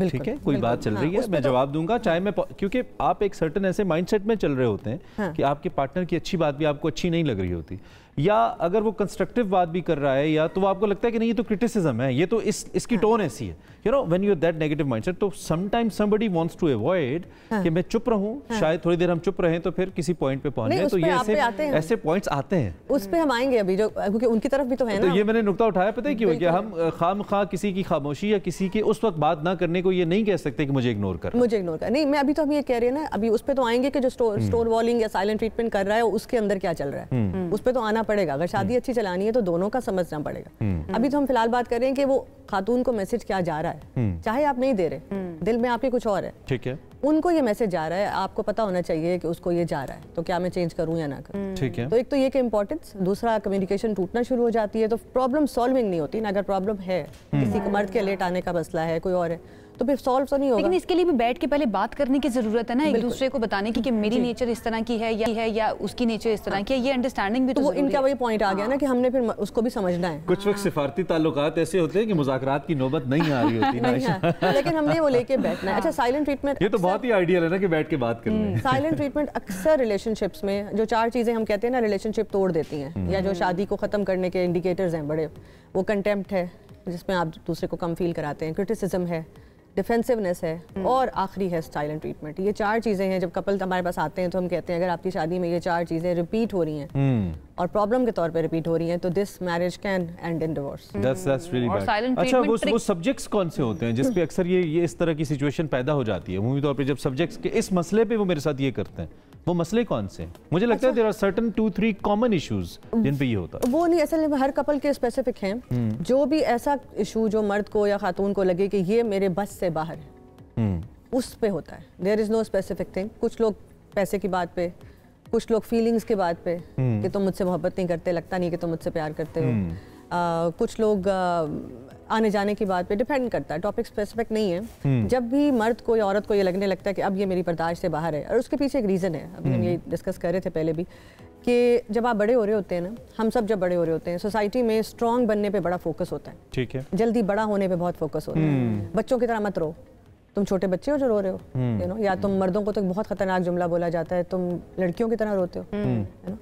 अब वो रोना बच्चे को जब आप दबाते हैं और आहिस्ता आहिस्ता वो बड़ा होता है तो वो एक मैसेज लेता है पेरेंट्स से या सोसाइटी से कि वीक होना जो है ना वो कहीं प्रॉब्लम है। एक मर्द को जब ये लग रहा है कि वो सब कुछ तो कर रहा है, वो सारी ज़रूरियात पूरी कर रहा है, एक रिलेशन को ठीक चला रहा है, लेकिन उसके बावजूद खातून कहती है कि नहीं, there is something, you know, कोई है जगह बीच में, तो उस बारे में मैंने पूछा था इस सिचुएशन में क्या होता है तायरा? देखिए, अगर हमारे पास कपल्स आते हैं तो हम तो उन्हें कहते हैं कि बार बार ओरली एक दूसरे को रिमाइंड कराने के बजाय लिख लिया करो आप अपने मसाइल। देखिए ना, हमारे मज़हब में भी जब शादी है वो एक कॉन्ट्रैक्ट है ना, उसमें एक आपस में अहद होता है, तो अहद में चीज़ें लिखी जाती हैं, कॉन्ट्रैक्ट में शिकें होती है ना और कॉन्ट्रैक्ट की, तो why not write about it. अच्छा, हम बड़ा अक्सर मैं कपल से एक एग्रीमेंट लिखवाती हूँ अलग से, वो शादी का एग्रीमेंट होता है कि हम ये करेंगे तो तुम ऐसे करोगे, मैं ऐसे करूंगा, मेरी ये नेचर है तो तुम ऐसे करोगी, और मैं ये वादा करता हूँ कि मैं ये करूंगा। एक बड़ा अच्छी शिक है, अगर उसमें आप सब लोग वो पढ़ लेना कि मैं हर रोज तुम्हारी बात ऐसे सुनूंगा जैसे पहली दफा सुन। उसमें कितनी शिकें मोबाइल फोन के बारे में होती हैं? वैसे ये बड़ी इंपॉर्टेंट है। मैं हर रोज तुम्हारी बात ऐसे सुनूंगा, I will listen to you every day, जैसे कि आज पहली दफा सुन रहा हूँ। Oh my goodness. तो खुद सोच लो, तो सारे मसले हल हो गए। साइलेंट ट्रीटमेंट का तो मसला वहीं हल हो गया, वहीं पे हल हो जाता है। जब आप पहली दफा सुनते हैं तो गौर से सुनते हैं, तो आपका सवाल का जवाब में ये है कि हमें लिख लेना चाहिए, क्लैरिफाई कर देना चाहिए। साथ एक शिक और ऐड किया करें, और तुम ये कोशिश करना कि हर दफा कोई मसला नया बताओ, नया बताओ। ये अच्छा नहीं, मेरा पॉइंट इसके ऊपर ये है कि अगर एक औरत बार बार कोई मसला बता रही है, इसका मतलब है कि वो उसको बॉदर कर रहा है, तो वंस एंड फॉर ऑल आप बैठकर उस मसले को अगर हल कर देंगे तो फिर आई थिंक वो प्रॉब्लम नहीं है। ये वही बात आ गई ना जो थोड़ी मर्द और खवातीन की बात हो गई। वैसे साइलेंट ट्रीटमेंट खवातीन भी देती है अक्सर, और अगर जो हजरात सुन रहे होंगे मुझे कुछ बहुत ये बात कहना चाह रहे होंगे कि मेरी बीवी भी कई दफा बहुत साइलेंट ट्रीटमेंट देती है, बात करना बंद कर देंगी, खाना पका रही होंगी, ढंग चम्मच मार रही होंगी, बात नहीं कर रही होंगी, यू नो, बहुत दफा होता है ऐसा। तो मर्द औरत की बात नहीं है, लेकिन ये कि आई थिंक दोनों को ये सोचना चाहिए कि अगर मेरा पार्टनर कोई बात रिपीट कर रहा है तो क्यों ना मैं खुले दिल से बात सुन लूँ। साइलेंट ट्रीटमेंट का या शादी के किसी भी मसले का हल ये है कि क्यों ना मैं खुले दिल से आज अपनी सारे पुराने ख्यालात, अपने सारे प्री कंसीव नोशंस पीछे रख के आज इसकी बात सुन लूं। अच्छा, अगर बात साइलेंट ट्रीटमेंट तक चली गई है, आप एक दूसरे को मतलब नहीं उस तरीके से टाइम दे रहे या सुन पा रहे, उसके बाद क्या is there any therapy that you know थोड़ा थोड़ा करके इसको, या ये बहुत ऐसा डैमेज है जो शायद इरिपेरेबल है या बहुत संगीन हालत है? इरिपेरेबल नहीं है। कहाँ से शुरू करें फिर, कैसे करें? पहली बात तो जैसे ये प्रोग्राम, क्योंकि बात तो अच्छी नहीं लग रही ना, बात तो आप सुनना ही नहीं चाह रहे एक दूसरे को, या सुन रहे हैं तो इग्नोर कर रहे हैं, अवॉइड कर रहे हैं, तो फिर कैसे करेंगे? अपने आप से एक सवाल पूछना है। पहली बात तो ये कि थेरेपी और जो एंड है, शादी का एंड है, ये बिल्कुल लास्ट स्टेप्स है। थेरेपी क्योंकि पाकिस्तान में सबको मैरिटल थेरेपी जो हमारे सुनने वाले हैं सबको अवेलेबल नहीं है, और ना ही हर कोई इसके बारे में ओपन है। उससे पहले एक सवाल है, आप बैठें और सोचें क्या मैं ये शादी चलाना चाहता हूँ, क्या मैं ये शादी चलाना चाहती हूँ? ये सवाल हम पहले अपने क्लाइंट से पूछते हैं कि अगर आप यहाँ बैठे हैं तो हमें ऑनेस्टली पहले बताएं। अगर आप ये शादी चलाना चाहते हैं तो फिर अपनी पूरी जान लगा काम करें, फिर पूरी कोशिश करनी पड़ेगी। ठीक है, तो अगर यही बात एफर्ट लगानी पड़ेगी, ऐसे नहीं। अगर आपने शादी नहीं चलानी, अपने आप से पूछें तो फिर फायदा नहीं है। तो साइलेंट ट्रीटमेंट का भी यही है कि अगर ये शादी चलनी है, आप एक दिन अपने आप से बैठे और तो मैंने अभी कमरे से बाहर जाके थोड़ा डिफरेंट बिहेव करना है, ठीक है, तो दोनों अगर ये सोचेंगे तो हल निकलना शुरू हो जाए। अच्छा, किस पॉइंट पर जाकर हमें जो है ना ये फील होना चाहिए कि ना अब ये साइलेंट ट्रीटमेंट की तरफ जा रहा है या खामोशी की तरफ जा रहा है मामला, तो उससे पहले मुझे इसको रोकना है कि डैमेज इतना ना बढ़ जाए कि रिपेयर ना हो सके? वो कौन सा पॉइंट होगा? जब हम 2 से 3 दफ़ा एक ही टॉपिक या 3 से 4 दफ़ा एक ही टॉपिक डिस्कस कर रहे हों और उसका एंड जो है वो एक पार्टनर के स्टोन वॉल होने पर निकले, यानी एक पार्टनर या फ़ोन बंद कर देता हो या उस कन्वर्सेशन से उठ जाता हो या मुंह से बोलता हो बस करो, बहुत हो गया, मैंने बहुत दफ़ा ये बात तुम्हारी सुन ली, I am not having this conversation again. जब जिस टॉपिक का ये एंड निकलता है और हर दफ़ा निकलता है और एक पार्टनर फ्रस्ट्रेटेड फील कर रहा है। अच्छा, एक और मैं टिप दूंगी सुनने वालों को कि ये जो साइलेंट ट्रीटमेंट है ना, ये आपको बॉडी में भी फील होती है। अच्छा, अगर आपको बहुत फ्रस्ट्रेशन फील होती है, आपकी हार्ट बीट बढ़ जाती है किसी टॉपिक के टाइम, आप फ्लडेड फील करते हैं इमोशन से कि अब बस मुझसे बर्दाश्त नहीं हो रहा है, ओवरवेल्म हो जाते हैं, तो दैट मीन्स कि आपका ये साइलेंट ट्रीटमेंट और स्टोन वॉलिंग की तरफ जा रहा है। ट्रिगर भी करती है। इस एज ग्रुप के कपल्स में यूजुअली ये होता है, क्या यंगर कपल्स के अंदर ये जल्दी होता है या इसमें मैटर करती है एज? हर एज ग्रुप में टाइम मैटर नहीं करता, कितना अरसे से आप एक दूसरे के साथ रहे? हमने 20-20 साल पुरानी शादियां देखी हैं जहां कुछ टॉपिक्स ऐसे बन गए हैं जिसमें एक साहब या साहिबा, अच्छा अगेन सॉरी लेकिन आपके जेंडर में थोड़ा सा रिसर्च, और ये यूनिवर्सल रिसर्च है, पाकिस्तान में नहीं है, पूरी दुनिया में है, कि उनको, अच्छा उनका कसूर नहीं है, उनको बचपन से भी बताया जाता है ना कि वल्नरेबल नहीं होना होता, emotions, too many emotions are not a good thing, you have to be strong either in you or the other. मर्द रोता नहीं है, मर्द होता नहीं। अच्छा, आप देखें ना अक्सर मर्द बड़ी तज़ीक आमेज़ या इस तरह बात करते हैं जब औरत रोने लगती है, और खुदा न खासा कई दफ़ा बड़े स्ट्रॉन्ग वर्ड्स बैठ के यूज़ करते हैं कि ये तो ड्रामा कर रही है, ये तो हर बात को बहुत ज़्यादा फील करती है, वो असल में वो अपनी शेम उस पर डाल रहे होते हैं। नहीं तो मर्दों की तो ये स्टोन वॉलिंग में बार बार इस्तेमाल कर रही हूँ, पत्थर की दीवार, हम ये अक्सर वर्ड यूज़ करते हैं ना शादी की थेरेपी में, जब आप पत्थर की दीवार खड़ी कर लेते हैं अपने और अपने हस्बैंड या वाइफ के बीच में, कि इस टॉपिक पे मैं पत्थर की दीवार हूँ। जैसे एप्रिसिएशन कितनी इंपॉर्टेंट है एक दूसरे के लिए? आई मीन खवातीन के लिए तो है ही है, जो यूजुअली कहा जाता है मर्द अप्रिशिएट नहीं करते, खवातीन गिला करती हैं, you never appreciate my efforts, so the male sometimes, I mean they also need ना कि उनको भी अप्रिशिएट, ये कितना इंपॉर्टेंट है और क्या ये हेल्प कर सकता है कि आप इस स्टेज तक ना जाएं, एक दूसरे को अप्रिशिएट करें, सराहें जो कुछ आप एक दूसरे के लिए इस रिलेशनशिप के लिए कर रहे हैं? देखिए, जैसे हम पहले भी बात करते रहे ना प्रोग्राम में, शादी इज हार्ड वर्क, तो शादी मेहनत का काम है, शादी नेचुरली नहीं आती है, स्पेशली मॉडर्न मैरिज जो है ना, जिसके इतने सारे रूल्स हैं ना, जिन्होंने नहीं की वो सुन लें, शादी इज हार्ड वर्क। मैं तो कहती हूँ सुन रहे हैं तो अभी ना करें कुछ साल, बिकॉज़ बड़ा मुश्किल काम है। अप्रिसिएशन आपने चूज करनी है हर रोज सुबह उठ के, सुबह उठेंगे और आप कहेंगे मेरा हस्बैंड है, वो काम पे जा रहा है या जो भी कर रहा है, मैंने इसके साथ रहना है, पहला वो वाला सवाल, मैंने रहना है, अगर मैंने रहना है तो मैंने इसको अप्रिशिएट करना है, एफर्ट करना बड़ा आज जरूरी मैं कैसे है। सोचूंगी कि इसको अप्रिशिएट करूं। एक और बात, अगर टाइम हमारे पास कम है, हमारे कपल्स में ना शर्म और तकल्लुफ बहुत होता है, जिसकी वजह से कई दफ़ा शादियां खराब हैं। अब अप्रिसिएशन करने से मैं आपको बात बताऊं, मैंने कपल को उस दिन मिली और मैंने कहा कि आप इनको कार्ड्स क्यों नहीं लिखती कि I like you so much या तुम कितने अच्छे हो, वो हंसते लगी कि कैसी बातें कर रही हैं आप 10 सालों मैं आपको बीइंग हस्बैंड बता रहा हूँ, इससे खूबसूरत बात और कोई नहीं होती जब आपकी वाइफ आपको अप्रिशिएट करती है किसी चीज के लिए, आप बहुत प्राउड फील करते हैं। ये नोट जो है ना कर लें, लड़की खवातीन सारी, हां ये वो दिल में करती हैं, लेकिन हस्बैंड जो है वो नहीं देख पाते, क्योंकि आप वो जो उसकी मैनिफेस्टेशन है ना, जो शादी से पहले किया करते थे, ठीक कार्ड भेजना, उसको आदतें आपने ऐसे डाल दी हैं, लेकिन ये बहुत ही अच्छा है एक दूसरे की तारीफ करना, चाहते ना चाहते भी, लेकिन क्यों ना चाहते हुए, आप चाहते हुए करें ना तो बहुत ही अच्छा लगता है और वो कनेक्ट हो जाती है। बहुत अच्छी बात आयरा ने की कि it's an effort, it's a daily business, आपने रोजाना इस पौधे को पानी देना है, उसका ख्याल रखना है, तभी ये पनपेगा, वरना तो मुरझा जाएगा। बातचीत करना बड़ा जरूरी है। अगेन वो जो मैं बात करती हूँ, कम्युनिकेशन इज द की, आपकी स्टार्ट से ही कम्युनिकेशन अगर रखेंगे तो मुझे लगता है कि बेहतर हो जाएगा। चलें फौरी तौर पे बात करें अपने हस्बैंड से या वाइफ से, अगर आप नाराज हैं हम ब्रेक लेके आते हैं।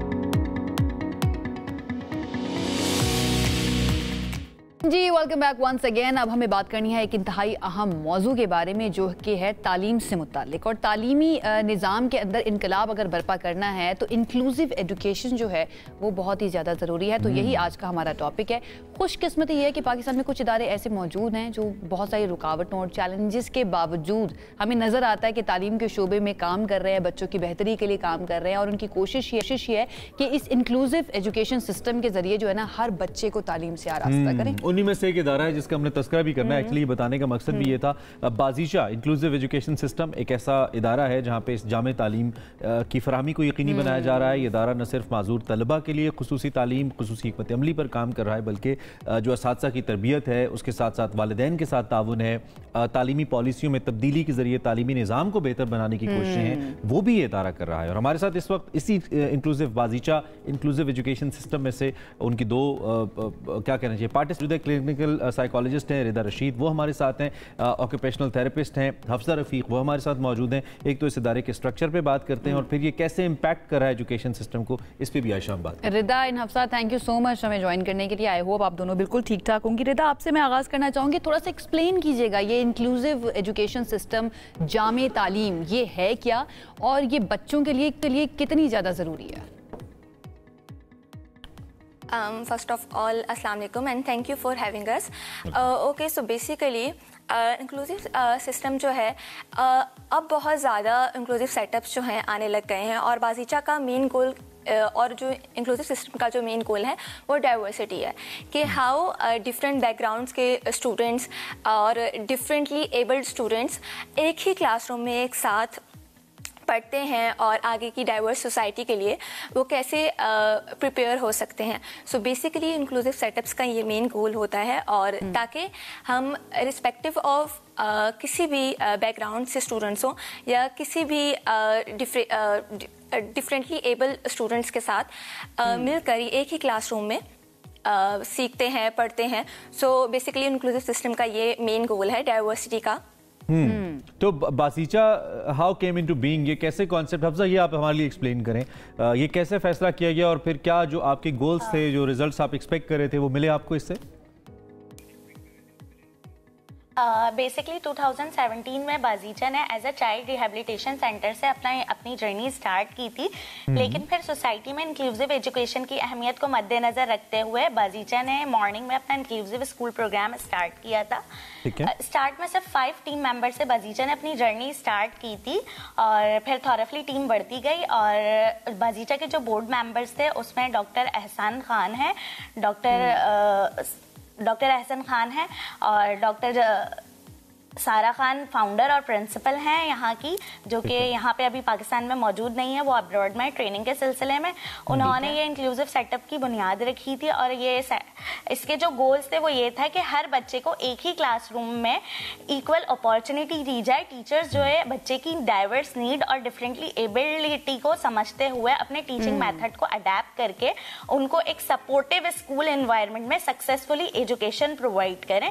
बेसिकली ये बाजीचा और सारा खान का मिशन था कि हर बच्चे को उसके फुल पोटेंशियल तक रीच करने में हेल्प कर सके, ये जो टीचर्स की ट्रेनिंग है, एजुकेशन हासिल कर सके। टीचर्स की ट्रेनिंग और टीचर्स की एजुकेशन इसके लिए कितनी ज्यादा इंपॉर्टेंट है, क्योंकि एक क्लासरूम के अंदर अगर डिफरेंटली एबल बच्चे भी हैं और डिफरेंट नीड्स के बच्चे भी हैं तो उनको हैंडल करना और उनको उनके मुताबिक जाकर समझाना या पढ़ाना, दिस इज वेरी इंपॉर्टेंट। और उसके लिए मुझे लगता है कि कोई खास टेक्निक्स और स्किल्स चाहिए होती हैं। ये चैलेंजिंग भी बहुत ज्यादा है। उनकी ट्रेनिंग किस तरह से होती है, कोई खास तालीम होती है उसके लिए? जी हाँ, बाजीचा जो है अपने हर टीचर को ट्रेन करता है, उनको डिफरेंट टेक्निक सिखाता है ताकि वो क्लास में जो है डिफरेंट टीचिंग मेथड अप्लाई कर सके। जैसे कि बाजीचा में हर बच्चे का इंडिविजुअलाइज्ड एजुकेशन प्लान बनता है according to their strength and their weaknesses, their abilities और देयर एज। फिर उस IEP को यानी कि इंडिविजुअलाइज्ड एजुकेशन प्लान के अकॉर्डिंग हर बच्चे को एजुकेशन प्रोवाइड की जाती है, उनको डिफरेंट सर्विसेज प्रोवाइड करके उनको पूरी क्लास में जो है एक हॉलिस्टिक अप्रोच के थ्रू उस क्लास में कैटर किया जा रहा होता है। और टीचर्स को जो है वो डिफरेंट ट्रेनिंग्स प्रोवाइड कर रहे होते हैं हम हर सैटरडे को बाजीचा में। अच्छा, तो इसमें फिर मुख्तलिफ बच्चों की performance as per their skill and talent gauge करना भी I think it's a task, उसके लिए क्या मैकेनिज्म है? आप बच्चों की जो परफॉर्मेंस है वो कैसे गेज करते हैं? थ्रू द सिमिलर एजुकेशन और एग्जामिनेशन सिस्टम, या उसके लिए फिर कोई अलग मैकेनिज्म है? बच्चों की एबिलिटी के हिसाब से इंक्लूसिव करिकुलम सेट किया हुआ होता है। डिफरेंट मटेरियल्स हम लोग यूज़ कर रहे होते हैं ताकि बच्चे की नीड के हिसाब से वो एक टॉपिक को लर्न कर सके, और जो क्लास में एक टॉपिक चल रहा है वो हर एक बच्चा इक्वली जो है लर्न करे और इक्वल डिग्निटी के साथ उसमें पार्टिसिपेट करे। ठीक है। अच्छा रिदा, अब थोड़ा सा, चूंकि आप क्लिनिकल साइकोलॉजिस्ट हैं, साइकोलॉजी आपका सब्जेक्ट है, जो बच्चे यूजुअली इतने उनके लिए चैलेंजिंग नहीं होता लर्न करना, और कुछ बच्चे जिनके लिए थोड़ा सा चैलेंजिंग होता है, ये बैलेंस कैसे मेंटेन होता है? और फिर क्या ओवरऑल जो बच्चे की मेंटल हेल्थ है वो केपेबल होती है कि उस सिस्टम के तहत ग्रास्प कर सके जो इन्फॉर्मेशन उसको दी जा रही है? साइकोलॉजिकली क्या इम्पैक्ट है इस सिस्टम का? ओके, सो बेसिकली ये है कि पहले तो बाजीचा जो है प्रॉपर स्पेशलाइज टीचिंग जो है ट्रेनिंग्स दी जाती हैं टीचर्स को, ताकि वो इंक्लूसिव सेटअप पे किस तरीके से वो हैंडल कर सकें बच्चों को। सो बेसिकली जो डिफरेंट एबल बच्चे होते हैं, इसके साथ साथ हमारे और भी डिपार्टमेंट्स हैं जैसे कि behaviour therapy, speech therapy, occupational therapy. तो इसके ज़रिए हम लोग जो हैं जो डिफरेंट एबल जो बच्चे हैं उनकी जो नीड्स होती हैं हम उसके अकॉर्डिंगली कैटर करते हैं उसको, और इस तरीके से स्पेशलाइज्ड ट्रेनिंग के अकॉर्डिंगली एक ही इंक्लूसिव सेटअप में सब बच्चों को एक साथ हैंडल किया जाता है। ठीक है। अच्छा रिदा, 2017 में इस्टेब्लिश हुआ और उसके बाद अब तक ये चल रहा है ये इदारा। अभी तक अचीवमेंट्स आप क्या समझती हैं इस इदारे की क्या रही हैं, और जितने बच्चे आए अभी तक उन्होंने क्या लर्न किया, क्या क्या स्किल्स उनके पास हैं, और क्या आगे जाकर माशरे के अंदर हम कह सकते हैं कि वो एक ऐसा फ़र्द बन सकते हैं जो कि प्रोडक्टिव हो? या बिली हफ्जा इसका बेहतर जवाब दे पाएंगी। जी, बेसिकली होता ये है कि हमारे पास बहुत सारी सक्सेस स्टोरीज हैं जहाँ पे बच्चे जो है लर्न करते हैं।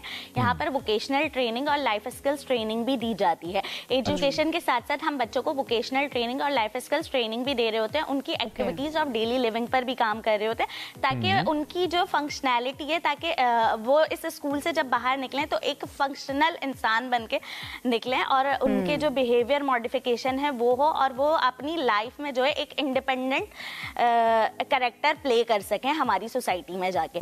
तो वोकेशनल ट्रेनिंग और लाइफ स्किल्स ट्रेनिंग पर बहुत फोकस किया जाता है बाजीचा में, और हमारे स्कूल में मतलब बाजीचा इंक्लूसिव स्कूल में स्पोर्ट्स एक्टिविटीज भी होती हैं ताकि जो है बच्चे की फिजिकल डेवलपमेंट भी बेहतर हो सके। You call it an education system, so is it just limited to Karachi so far, या फिर इसका फर्दर स्प्रेड भी हो सकता है? पेरेंट्स खुद आपको रीच आउट करते हैं, या आप सर्टन पेरेंट्स तक अपनी इस मॉडल को लेकर जाते हैं? लोग कैसे इसका हिस्सा बन सकते हैं? समबडी फील्स के यार ये तो अच्छा सिस्टम है। बेसिकली हम लोग रीच नहीं करते, हमारा पेज है और हमारा व्हाट्सएप कॉन्टेक्ट है, पेरेंट्स खुद हम तक रीच कर रहे होते हैं, और फिर जब पेरेंट्स हम तक रीच करते हैं हम बच्चे को असेस करके उसकी एबिलिटी और उसकी स्ट्रेंथ के हिसाब से हम उनको क्राइटेरिया बताते हैं कि इस तरीके से ये इंक्लूसिव सेटअप में, इस क्लास में या फिर इस ग्रेड में सेटल हो सकता है। हम उनको पूरा गाइड करते हैं, पेरेंट्स को सारी चीजें गाइड करते हैं, तो फिर पेरेंट्स जो है वहाँ पे अपने बच्चों को एडमिशन करवाते हैं। ठीक है रिदा, इन द एंड कुछ कहना चाहेंगी? और हम पेरेंट्स को भी ठीक एनी टाइम कम है, लास्ट 30 सेकंड सम अप, कुछ भी कहना चाहें जी प्लीज। ओके, सो हमें ज़्यादा से ज़्यादा इंक्लूसिव सिस्टम को प्रमोट करना चाहिए, और अब पेरेंट्स के अंदर बहुत ज़्यादा एक्सेप्टेंस और अवेयरनेस आ गई है, और वो खुद भी स्कूल्स के साथ मिलकर क्रिएट करते हैं एक इंक्लूसिव इन्वायरमेंट को, क्योंकि इंक्लूसिव इन्वायरमेंट का मेन गोल ही डाइवर्सिटी है कि आगे हम कैसे ही सब स्टूडेंट्स को एक डाइवर्स सोसाइटी के लिए इंडिपेंडेंट बना सकें। So this is the message.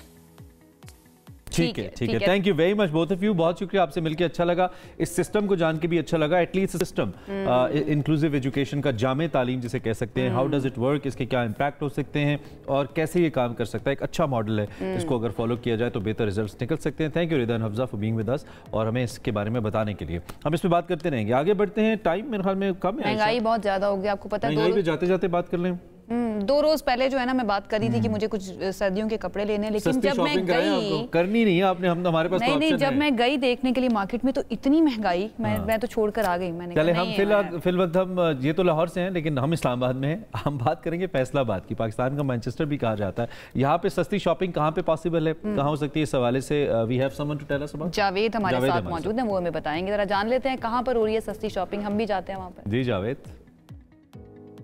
जी हाँ बिल्कुल आयशा एंड इमरान, मैं इस वक्त मौजूद हूँ फैसलाबाद घंटाघर चौक में बोआना बाज़ार में, जो कि एक ऐसा पॉइंट माना जाना जहाँ पे ख़वातीन जो है अपने लिए और अपनी फैमिली के लिए, ख़ास तौर पे बच्चों के लिए जो है वो सस्ती तरीन शॉपिंग जो है वो कर सकती हैं। सर्दी के मलबूसात जो है वो यहाँ से आसानी से ख़रीद सकते हैं। फैसलाबाद में मौजूद ऐसे बहुत सारे पॉइंट हैं, जैसा कि मैं अभी घंटाघर चौक बोआना बाज़ार में मौजूद हूँ। इसी तरह जो है वो राजबा रोड है, जंग रोड है, यहाँ पर बहुत सारे ऐसे स्टॉल लगे हुए हैं, बहुत सारी ऐसी छोटी छोटी शॉप्स बनी हुई हैं जहाँ पर शहरी जो है ख़ासतौर पर ख़वातीन जो है अपने लिए और बच्चों के लिए गर्मी की शिद्दत से बचने के लिए गर्म मलबूसात ज़ेब-ए-तन करने के लिए ख़रीद फरमाती हैं। यहाँ पे ख़वातीन अपने बच्चों के लिए शूज़ भी ख़रीद रही हैं, स्वेटर्स भी ख़रीद रही हैं, लिहाफ, दस्ताने, उसके अलावा स्वेटर, जर्सियाँ, हुडीज़, ऐसा बहुत कुछ ख़रीद रही हैं ताकि वो ठंड से खुद भी बच सके और अपने बच्चों को भी बचा सके। जी तो ये फैसलाबाद से जावेद हमारे साथ मौजूद है। भवाना बाजार में जो फैसलाबाद वाले हैं उनकी तो बड़ी मौजें हैं, बड़े सस्ते कपड़े मिल रहे हैं वहाँ पर। अब हमारे साथ इस्लामाबाद से भी अपडेट्स हैं, इस्लामाबाद से वही हमारे साथ हैं, उनसे जरा पूछ लेते हैं वो हमें क्या अपडेट करेंगे। जी बताइए। जी बिल्कुल इमरान और आयशा, सर्दियां आते ही गर्म कपड़ों की मांग में बहुत ज़्यादा इजाफा हो जाता है और इस हवाले से आवाम की तवज्जो का मर जाते हैं सस्ते बाज़ार, क्योंकि यहाँ पर कम कीमत में अच्छी और मियारी चीज़ें मिल जाती हैं। इस वक्त मैं इस्लामाबाद के सेक्टर G9 के सस्ते बाज़ार में मौजूद हूँ, जहाँ पर मुख्तलिफ गर्म कपड़े जो हैं वो फराम किए जाते हैं ख़रीदारों को। ख़ासतौर पर अगर हम देखें तो यहाँ पर जर्सियाँ यहाँ पर मौजूद हैं, जैकेट्स हैं, मफलर्स हैं, यहाँ पर शालें ख़वातीन की यहाँ पर मौजूद है और मुख्तलिफ तबकों के लोग यहाँ पर आते हैं, अपनी पसंद की खरीदारी करते हैं। सस्ते बाज़ारों की अहम बात ये होती है कि जो छोटे ताजर हैं और जो दस्तकार होते हैं उनको भी ये सस्ते बाज़ार उनको रोज़गार फराहम करते हैं। ठीक है Faisal, thank you very much. वैसे G9 की जिस बाज़ार में आप खड़े हैं इतना सस्ता नहीं है, बाकी बाज़ारों से थोड़ा सा सस्ता है, कंपैरेटिवली सस्ता है। चलिए अच्छा है, thank you Faisal, thank you Javed, दोनों का बहुत शुक्रिया। हम ऐसी अपडेट्स आपके लिए लेकर आते रहेंगे ताकि आपको पता चलता रहे और सर्दियों की आप शॉपिंग कर पाए। अब मेरे ख्याल में जो आप दुकान बंद करें, इजाजत लें। वीकेंड है जी, वीकेंड को एंजॉय कीजिए और हमें इजाजत दीजिए। अपना ख्याल रखिए। अल्लाह हाफिज।